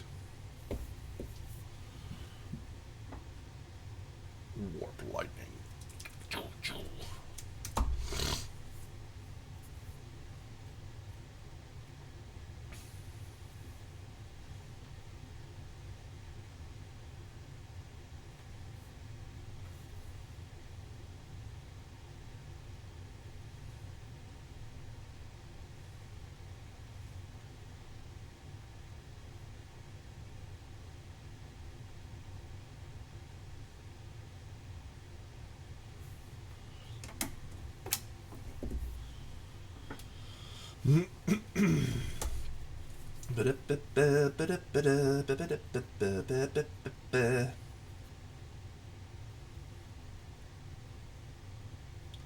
Hey, Paul.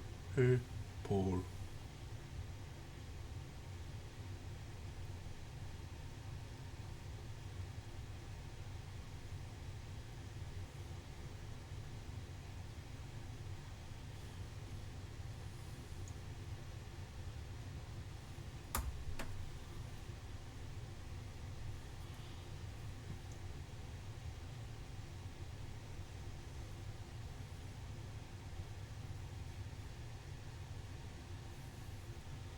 Alright, the last question we have to ask ourselves on this piece, friends. The last question.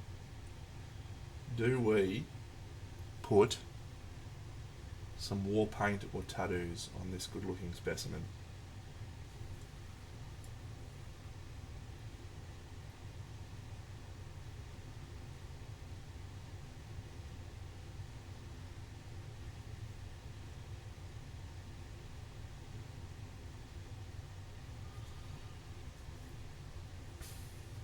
We did.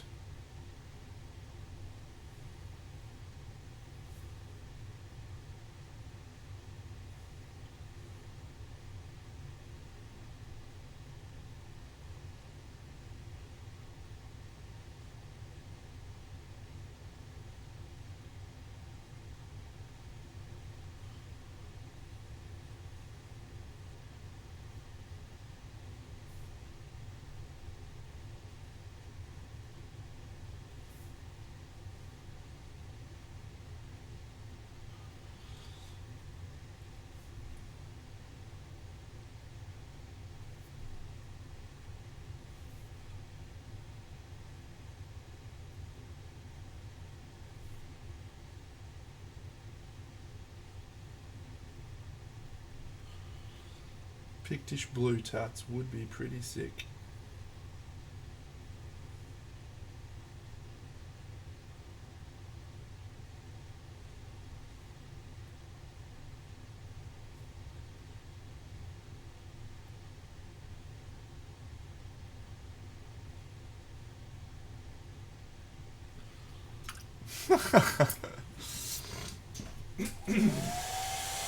I enjoyed that.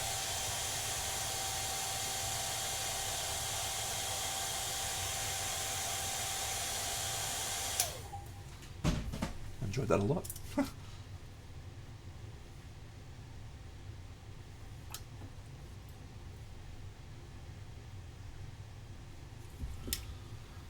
Full models quicker than busts. Yes, I think so. I mean, it's...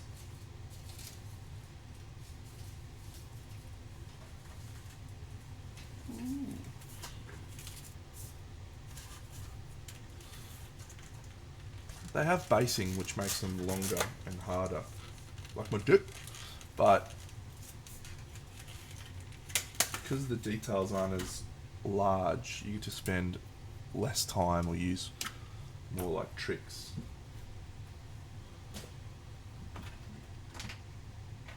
So maybe.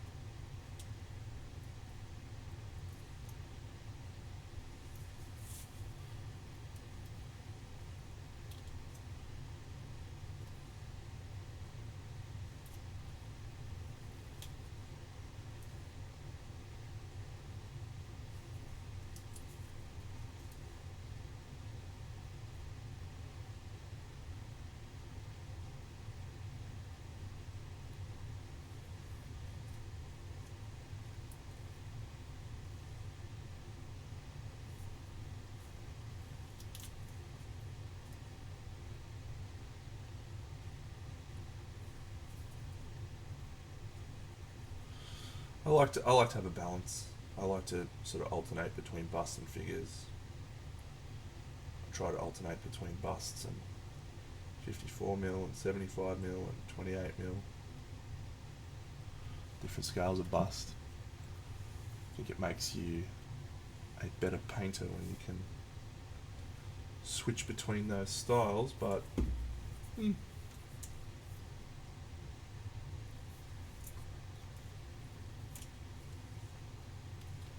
doesn't really matter. It's just toy soldiers.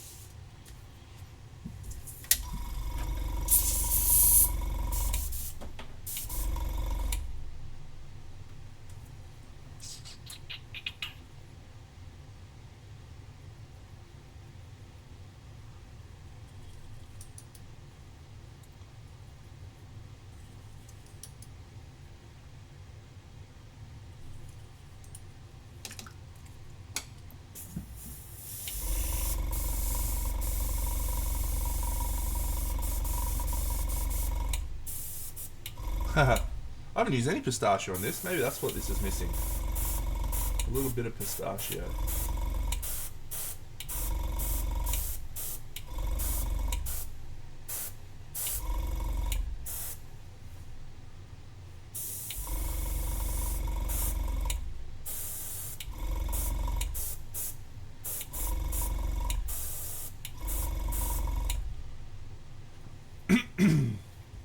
The yellowy green is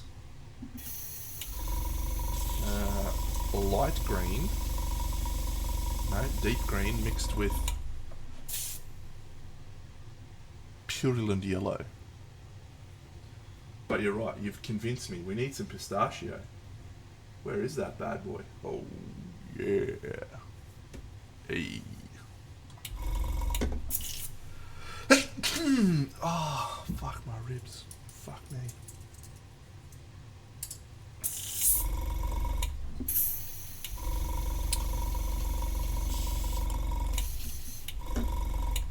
Wow, apparently my thing says there's frost. Oh, weather.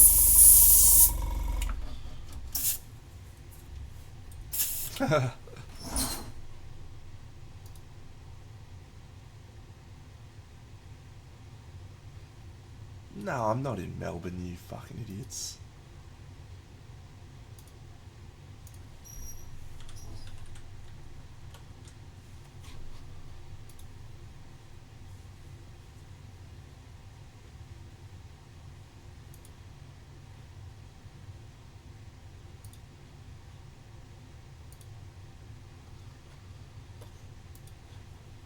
This is the German Coast Guard. What are you thinking about? That's a great joke, by the way. If you haven't heard that joke, it's an absolute banger.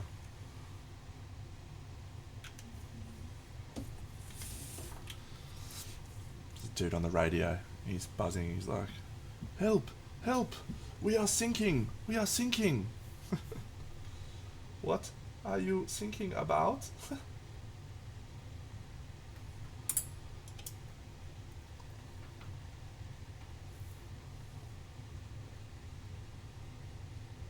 This is the German Coast Guard.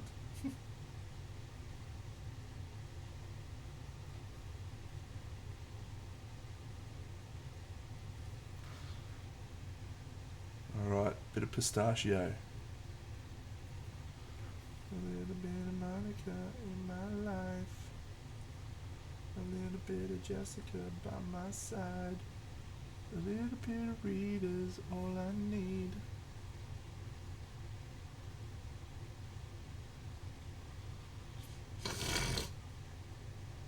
Yum. That is yummy.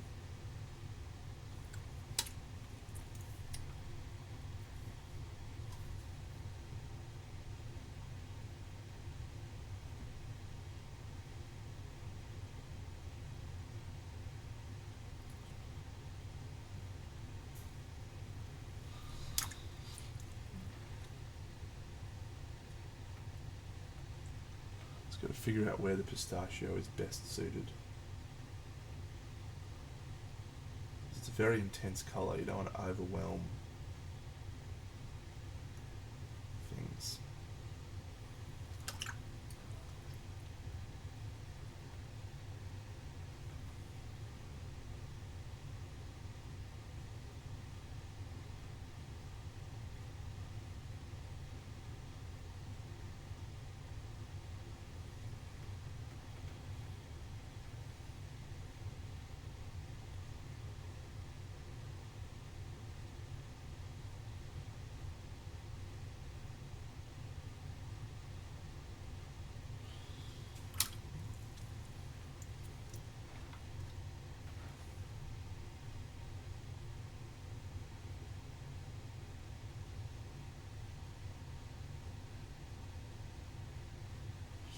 This has been a fun little dude, actually. Like just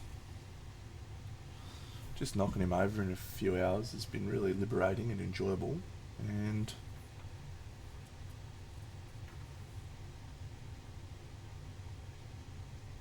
I recommend everyone paint quicker. It's great.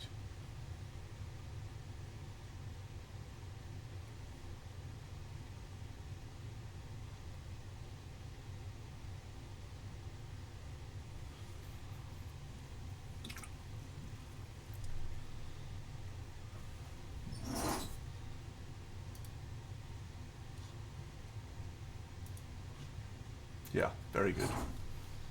Very good. This is the German Coast Guard. What are you thinking about? Amazing. Just works on so many levels. It's like an elevator joke.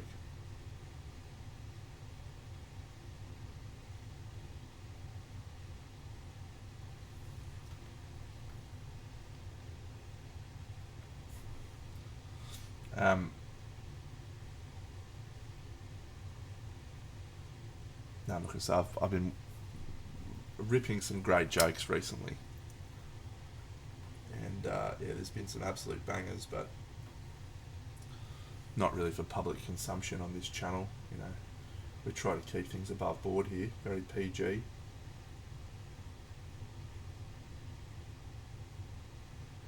No swearing or anything.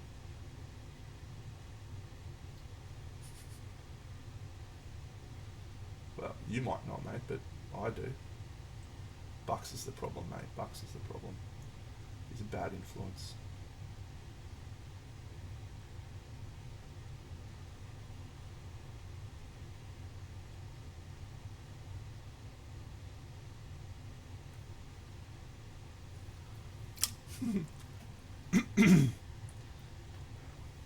Indeed.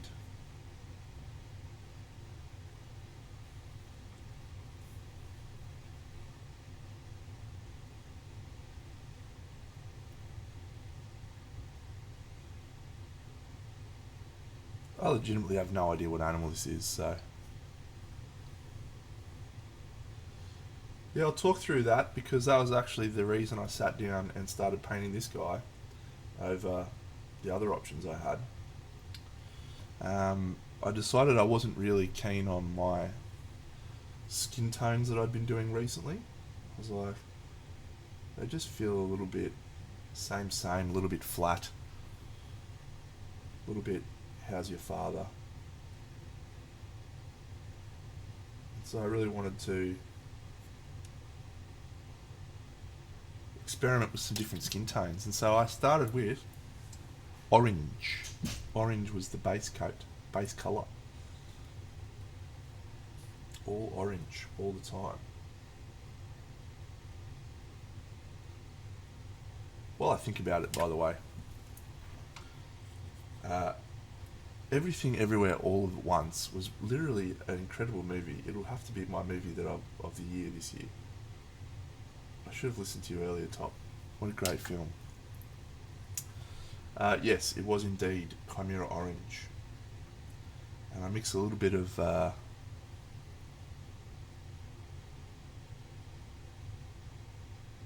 like tourmaline red or whatever it's called, the other new one.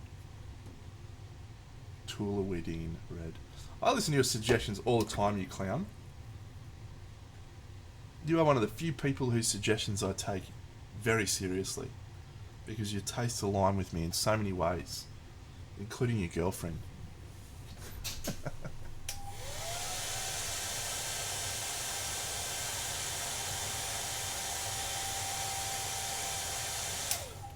Cheers. Cheers. I'll be here all week. Try the veal. It's really good.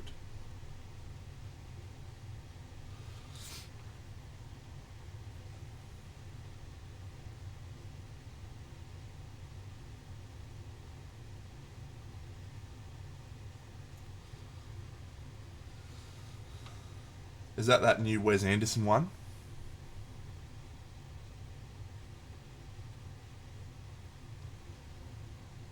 Hmm. Cool.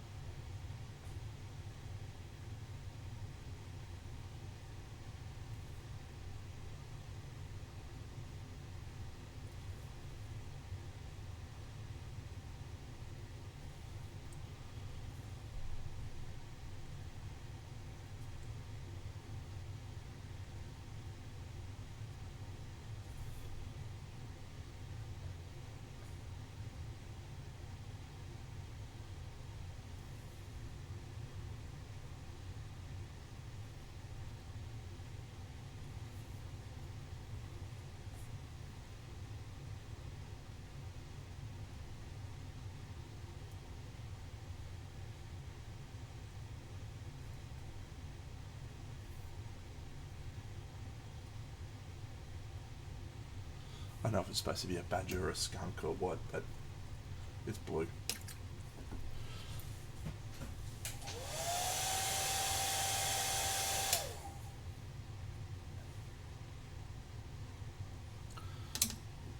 Ah, Barbie. I'm a Barbie girl in the Barbie world.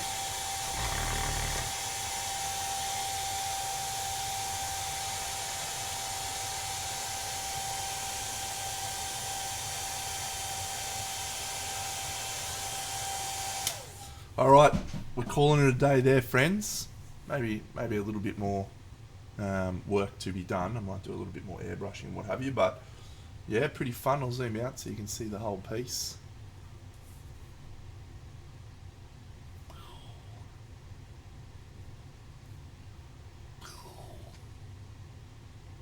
me some Ryan Gosling.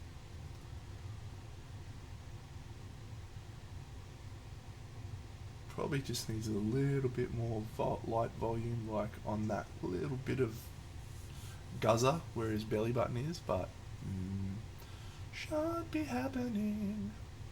I had a few little things I want to do, so I'll do those, but I'm going to spray varnish it right now. And then I'll do those things later on. It's been wonderful, friends. Good to see you all. We'll no doubt talk again this week, and looking forward to seeing as many of you as are able to attend the wonderful Guilds Inn. Let's see who is painting miniatures right now that we can raid. How do we browse live channels? There's not many people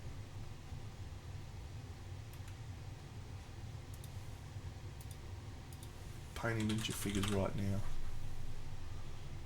Midwest Miniature Guy, what are you doing?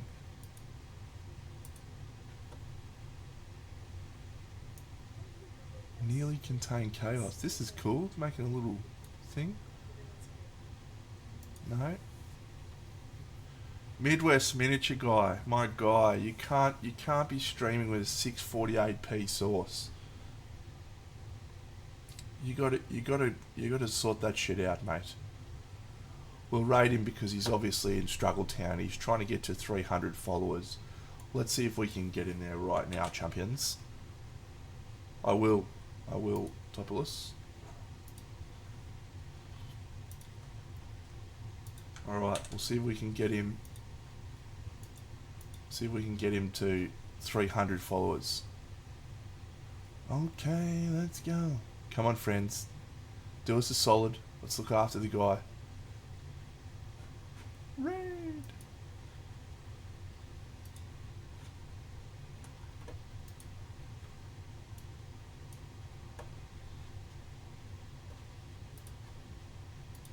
Big Dano? What's